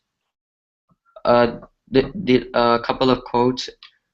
If I were to look over the whole world to find out the country most richly endowed with all the wealth, power, and beauty that nature can bestow, in some parts of very paradise on earth, I should point to India. If I were asked under what sky the human mind has most full developed some of its choicest gifts, has most deeply pondered on the greatest problems of life, and has found solutions of some of them, which well deserve the attention even of those who have studied Plato and Kant, I should point to India. And if I were to ask myself from what literature we here in Europe, who have been nurtured almost exclusively on the thoughts of Greeks and Romans, and of one Semitic race, the Jewish, may draw that corrective which is most wanted in order to make our inner life more perfect, more comprehensive, more universal, in fact, more truly human, a life not for this life only, but a transfigured and eternal life. Again, I should point to India. Another quote: India has been conquered once, but India must be conquered again, and that second conquest should be a conquest by education. Much has been done for education of late, but if the funds were tripled and quadrupled, that would hardly be enough. By encouraging a study of their own ancient literature as part of their education, a national feeling of pride and self-respect will be reawakened among those who influence the large masses of the people. A new national literature may spring up, impregnated with Western ideas, yet retaining its native spirit and character. A new national literature will bring with it a new national life and a new moral vigor. As to religion, that will take care of itself. The missionaries have done far more than they themselves seem to be aware of. Nay, much of the work which is theirs they would probably disclaim. The Christianity of our 19th century will hardly be the Christianity of India, but the ancient religion of India is doomed, and if Christianity does not step in, whose fault will it be? And that's the end of the presentation.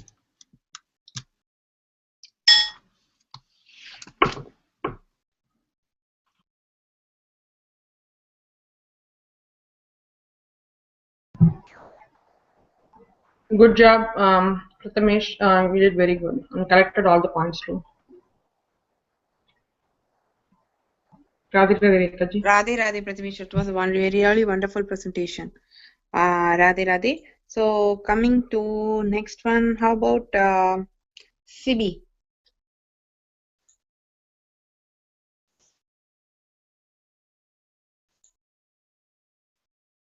Prathamesh, you can log off and go to the viewing mode, Karna. Okay, Rekha ji.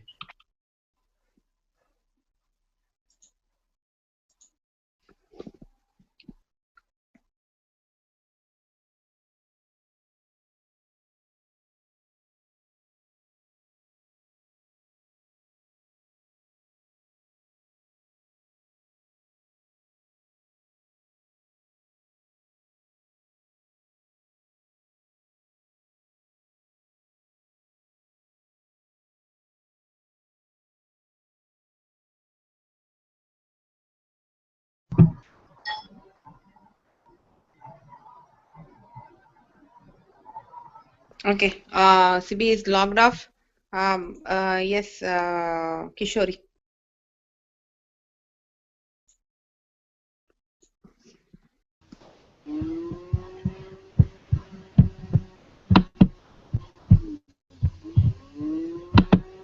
So do I just click the green button to screen share? Yes.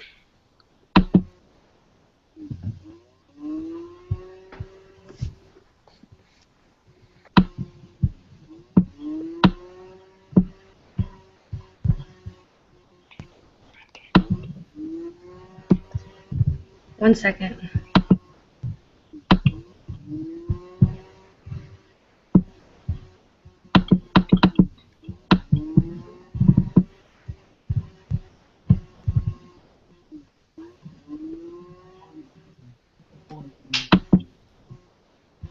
Is it taking time? Yeah, I just trying to figure out Okay, no how to problem. share Yes, that. Arvind Mayappan, you can carry on. Because on that day I want it very fast. Last year we did it right. Not even a minute of gap, because each and every second is precious for Ramuji. I want it very, very fast. Yes, Arvind Mayappan. Oh, okay. So do you want me to just start the presentation then? Yes. Okay. Okay, so my presentation is on the concepts of heaven and the underworld in Hinduism and in other religions. So before I go into which religions, the way I chose the religions is based on how widespread like how much of the world practices the religion.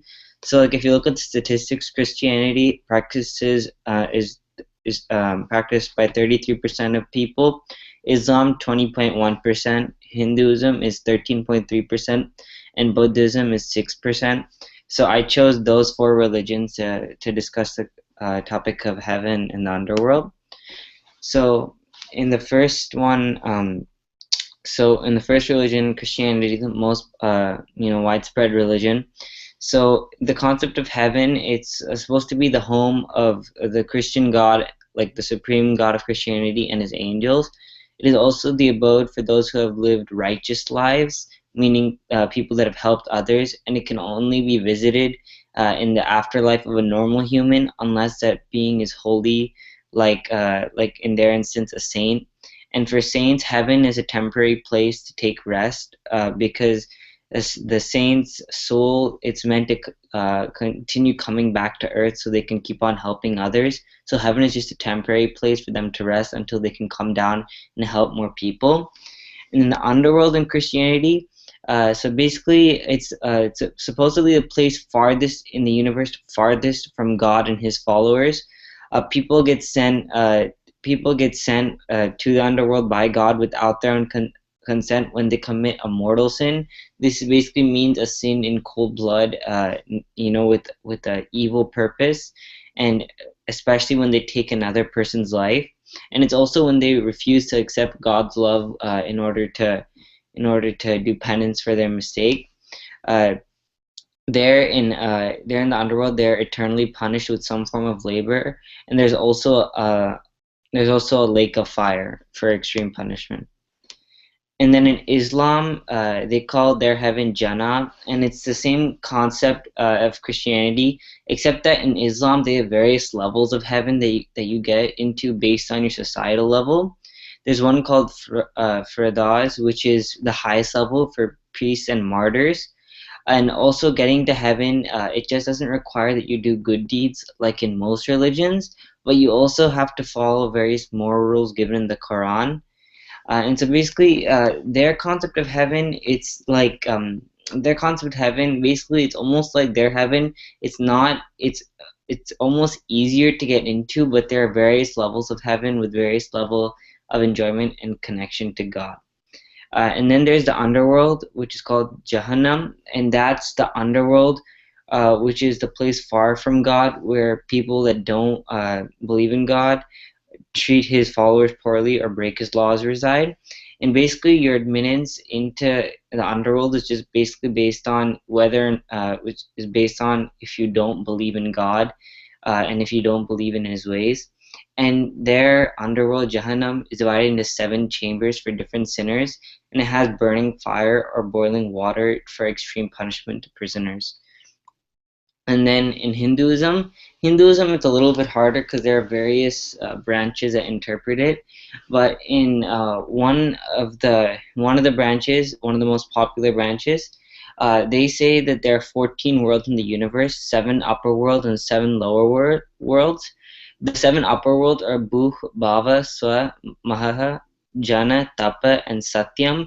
And the 7 other worlds are Atala, Vitala, Sutala, Asatala, Talatala, Mahatala, and Patala. And the region Bhu is Earth, which is where we all dwell, and then Swa is the celestial world where people after death enjoy the reward of their righteous actions. And Bhuva is the region between the two. And it goes on and on about, there's various texts on the screen that talks about, the different, like Brahmaloka and what the other worlds constitute. But I also want to talk about the other form, which is in Hinduism. The other branches also believe that there's not really an underworld, but that the greatest punishment that you can give for a sinner is being reborn again, because life in this world provides more suffering because of the constant cycle of death and rebirth. And so various other branches of Hinduism believe that the only way that if you have an unjust life, you'll keep on being reborn over and over again, and that once you find inner peace and help others, then you're taken to the feet of Bhagavan. And then in the final religion that I'm going to be talking about is Buddhism. In Buddhism, heaven is a temporary place for good souls after a person has lost their body. And according to this religion, basically, if you've lived a just life, then your last thought will be something holy. And so basically, if a person has lived a just life, they'll have a holy thought at the end, and they'll be able to go to heaven. But in Buddhism, heaven is not it's not a constant state, or it's not a place that you'll always be in. They believe that it's only a temporary abode, because they believe that the good souls are blessed with their morality, and they should go down and spread their morality to others. And in the same concept, the underworld is also temporary, because it's a religion that believes that it's not fair, because they believe that humans have the capacity to relearn things.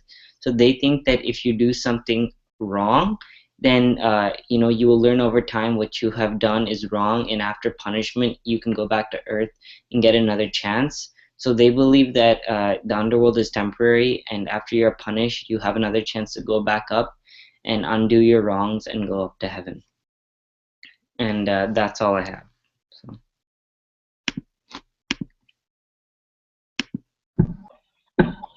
Very good, Aravind. Good information, and you really presented well.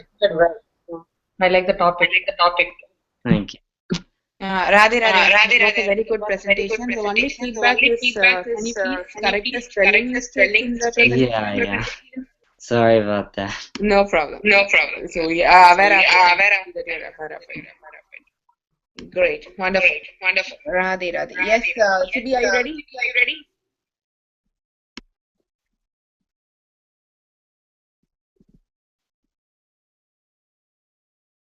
Radhe, Sibi.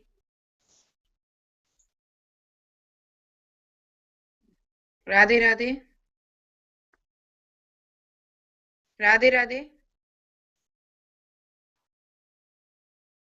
Radhe, Sibi. Okay, no problem. Kishori, are you ready?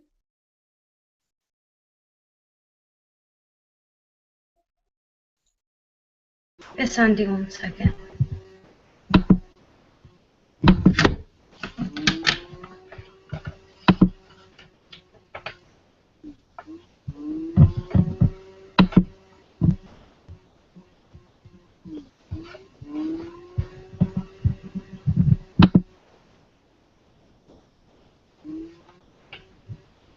Can you see my screen, Auntie? Yes. Okay. Radhe. So my topic is on the Saraswati River, and if it's true or not, and proofs and just stuff about it. So this is a map of the green is where the Saraswati River used to exist. So these are just some important facts about it. So the length, it was about 5 to 7 miles wide, which is huge. Sorry, your slide is not moving. It is still in the first slide.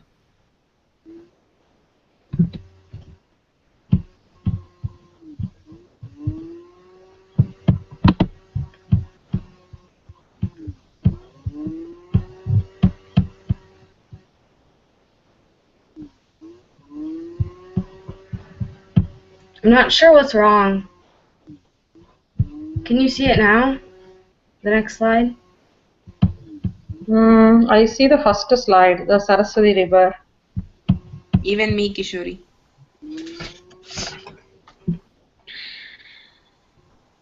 Can you click the next slide, the second slide? Yeah, I did. Click F5.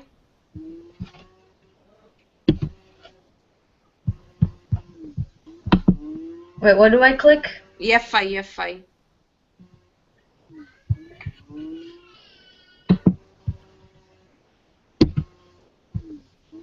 Can you see it now?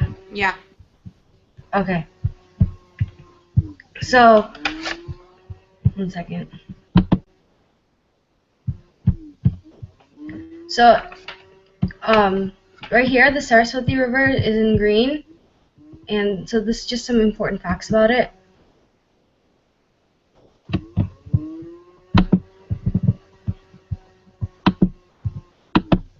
One second, I'm trying to fix something.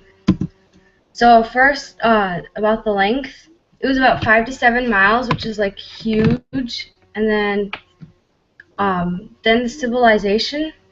This river, like when it used to exist before it became dry, it actually nourished about 2,000 towns. And how did it flow? And flowed from the mountain to the ocean. It was the largest and the grandest of its kind.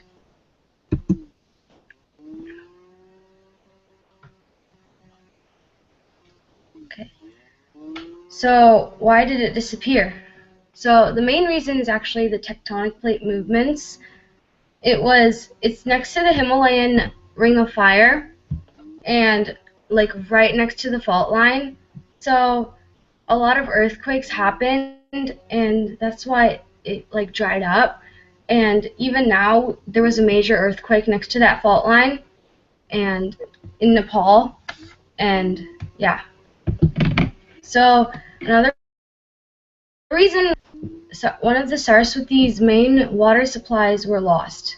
So there was a river called the river Satluj moved west and joined the Indus River, and Yamuna River moved east and joined Ganga.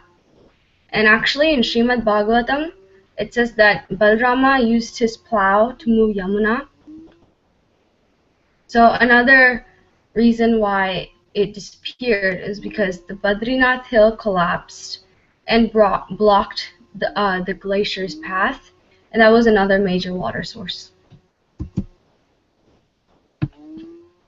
So the textual proof that it actually existed is one thing is in the Vedas, the Rig Veda. It said that, and that means best mother, best river, best goddess.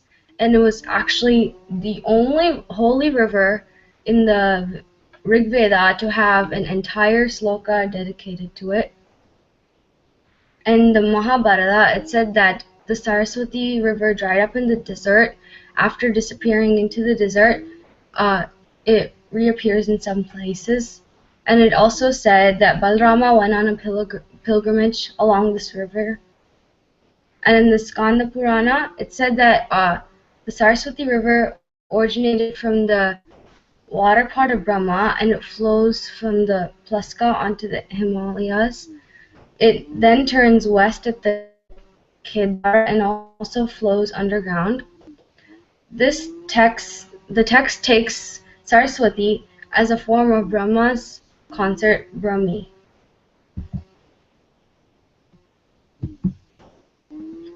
So this is a picture of the satellite, and in the red, it shows the Saraswati River basin. We cannot see any of your slides moving, Kanna. Is it for me alone, Maltiji?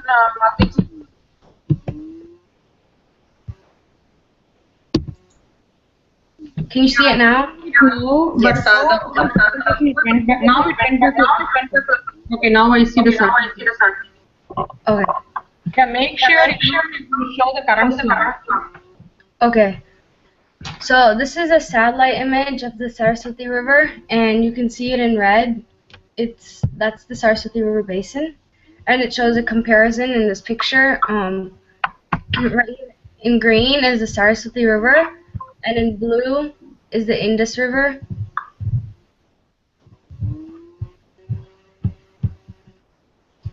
So the end. That's my presentation. Good job, Kishori. That was good. Make sure you move the slides whenever you present it. Radhe Radhe Kishori, yes, I have the same thing.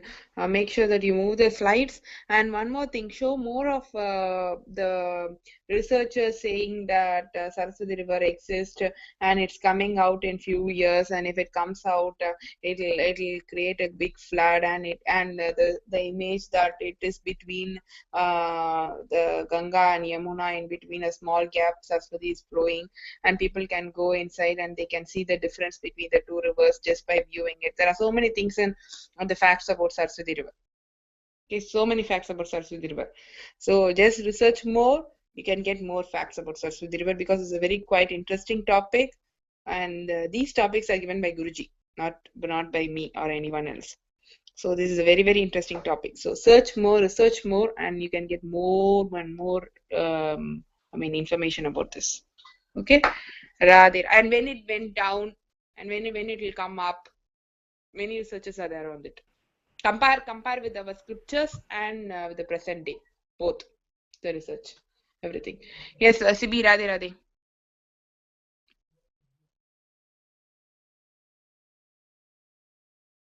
Radhe Radhe.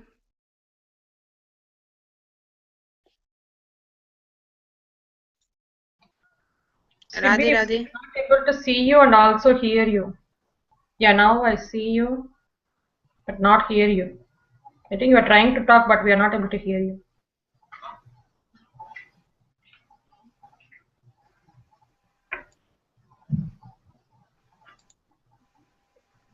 No, Radhe Radhe, Sibi, we cannot hear you.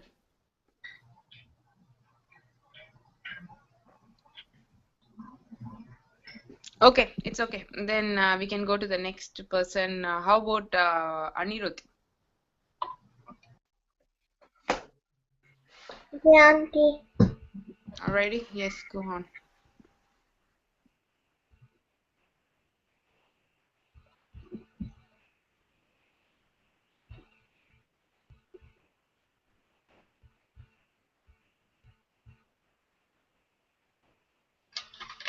Okay, so Radhe Radhe, today I am going to talk about one of my favorite role models, and a youth icon. His name is Dr. APJ Abdul Kalam.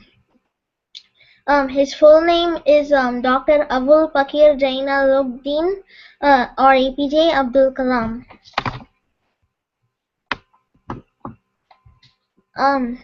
So here's a short summary of what who Dr. Kalam was.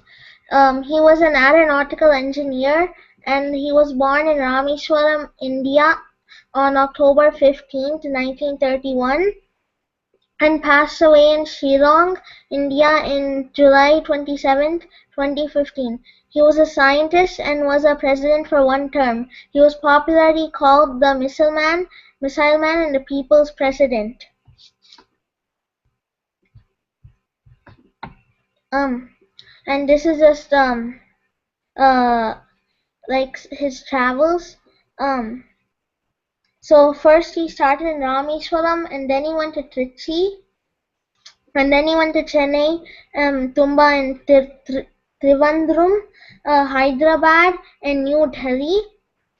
So the history behind this is he was born in Rameswaram and then went to college in Trichy and Chennai, and he started as a scientist in Tumba and moved on to a defense in Hyderabad before he became a president in New Delhi.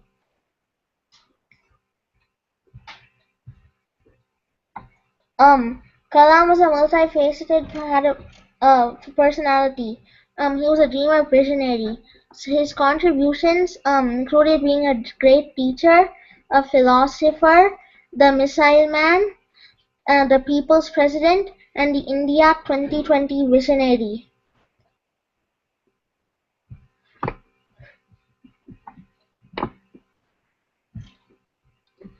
Some key contributions by him were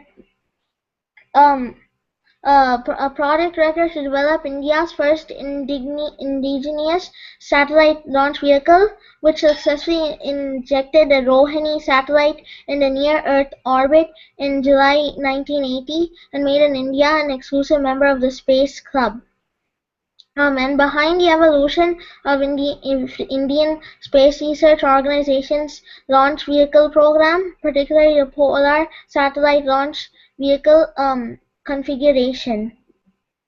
He also took up the responsibility of developing indigenous guided missiles at Defense Research and Development Organization as the Chief Executive of Integrated Guided Missile Development Program. The former president was also responsible for development and operationalization for Agni and Prithvi missiles and for building indigenous capability in critical technologies through networking of multiple institutions. And also he had served as the chief project coordinator along with R. Chidambaram during the testing phase of India's Pokhran the second in 1998, shortly after the Atal Bihari Vajpayee government came to power.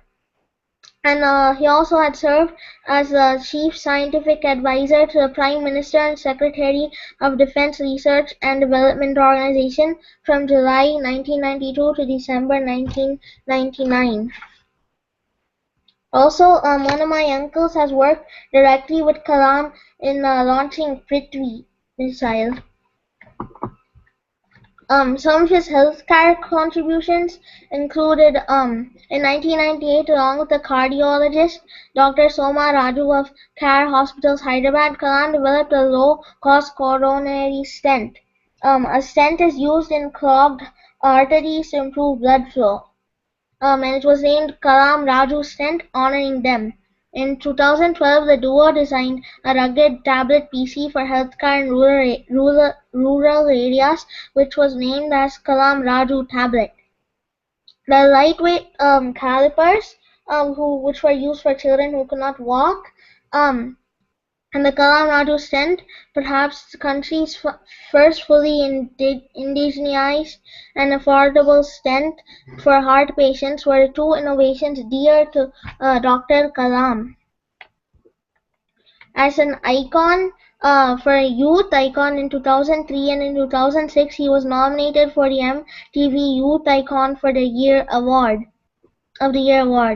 And as a global icon, the former president's simplicity personified was even recognized by Switzerland government for his scientific prowess. The day he visited Switzerland was commemorated as a Science Day in the country, which is May 26th.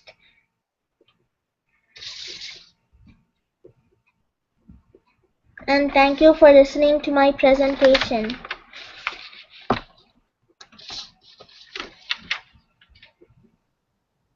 Good job, Anirudh. It was very good. You collected all the information. Maybe practice few times before you do the final presentation. And then maybe end with Radhe Radhe and thanking Ramuji. Yes. Radhe Radhe. Radhe Radhe, yes, the same thing. Radhe Radhe, Malteji. Great, thank you. Sibi, is it okay for you? Or can we finish Harita and come back to you?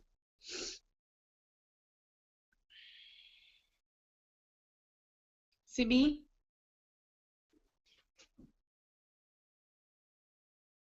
Sibi, why not you try another laptop, Sibi? Why are you doing the same laptop and just log off from this and try another laptop, okay? Yes, Harita.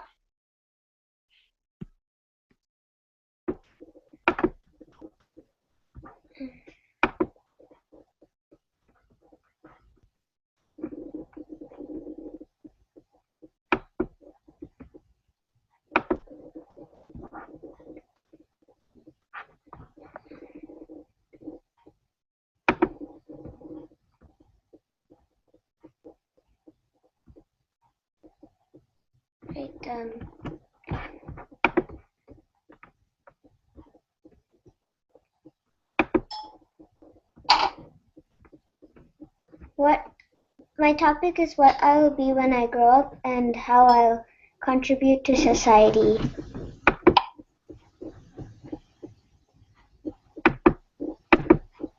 Introduction. Many people have different jobs. Each job contributes to society in a unique way. Doctors nurse people back to health, police catch criminals, firefighters rescue, etc. The question is, how will we contribute to society?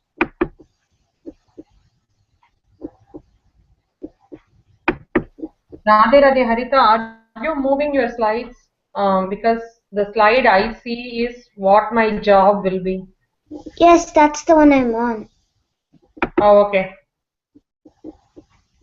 I cannot choose your job. That decision is in your hands.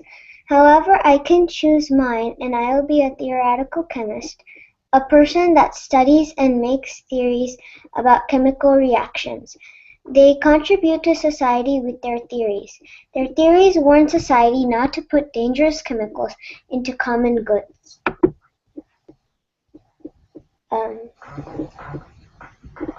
This one was not saved properly, so can I skip it? And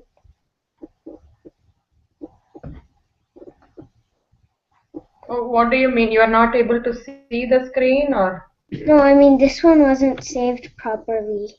Oh, okay. So can I skip it and? Yeah, you can skip it and then maybe prepare the screen before the next presentation. Yeah, skip it and go to the next screen. Conclusion. For now, I know I want to be a chemist. I am known to change my idea for a job quickly, but the good news is every job contributes to our society. You don't need to choose your job just yet. There are plenty of years until that decision arises.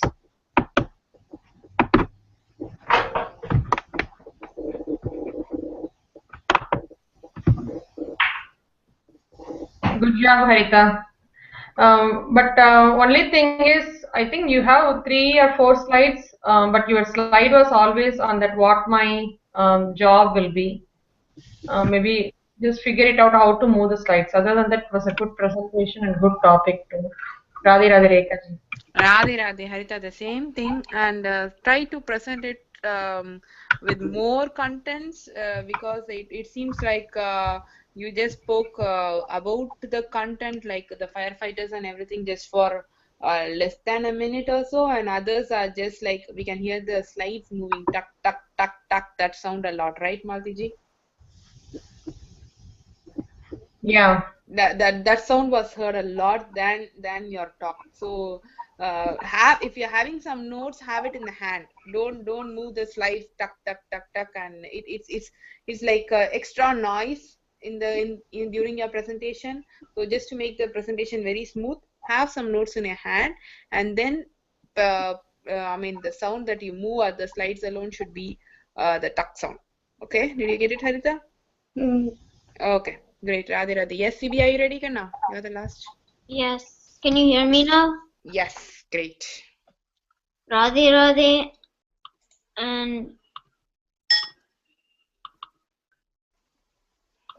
And I'm gonna talk about the hell and heavens in Hinduism, Islam, and Christianity. So to start off with hell, we'll start off in how it's believed in Hinduism. So in hell is also known as Narakam, and there are beliefs that people who committed many sins and negative things on this earth will be sent to hell by God once they are dead. Hell is 860,000 miles away from Earth, and the leader is Lord Yama, and the assistant of Lord Yama is Chitragupta. Chitragupta keeps count of all our sins and good deeds we have done, and if the sinner torments like the parents or elders, they'll get punished and by being trapped in webs of poisonous spiders. And then in Islam, it's also known as Jahannam, which is just an Arabic word for hell. And it's believed that there will one day be where all humans will be judged if they should be sent to hell or heaven. This day is known as the last day. And then in Islam, there's 7 doors, which leads to different levels of hell. And the level of hell a person gets sent to depends on how bad their behavior was and how bad each sin they've done was.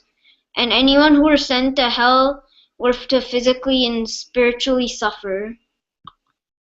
And Christianity, described by Jesus, the sin committers who were refusing to change their bad attitude would get sent to hell.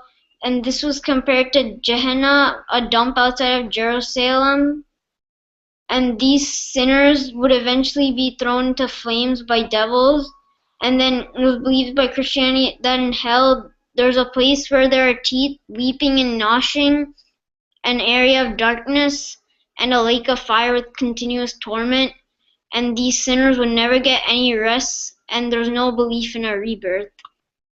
And now on to heavens. We'll start off with Hinduism, where it's also known as Swargam and is populated with devas, sages, and others who have done many good deeds in earth. And unlike hell, those who are sent to heaven have a peaceful afterlife.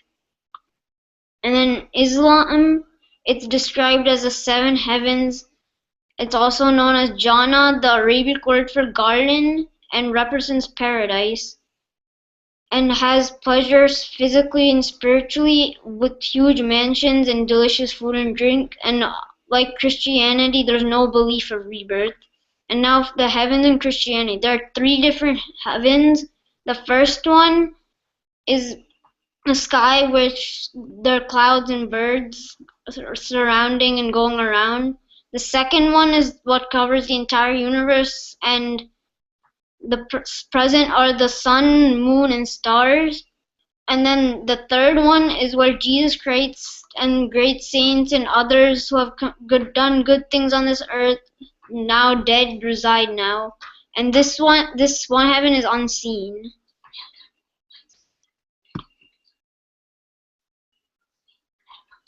And that's my presentation. Good job, Sibi. That was good. Radhe, Radhe. Radhe, Sibi, that was a good presentation. Yeah, that was good, really good. It would be nice if you could add some pictures, more pictures to it to show the differences between all the three religions.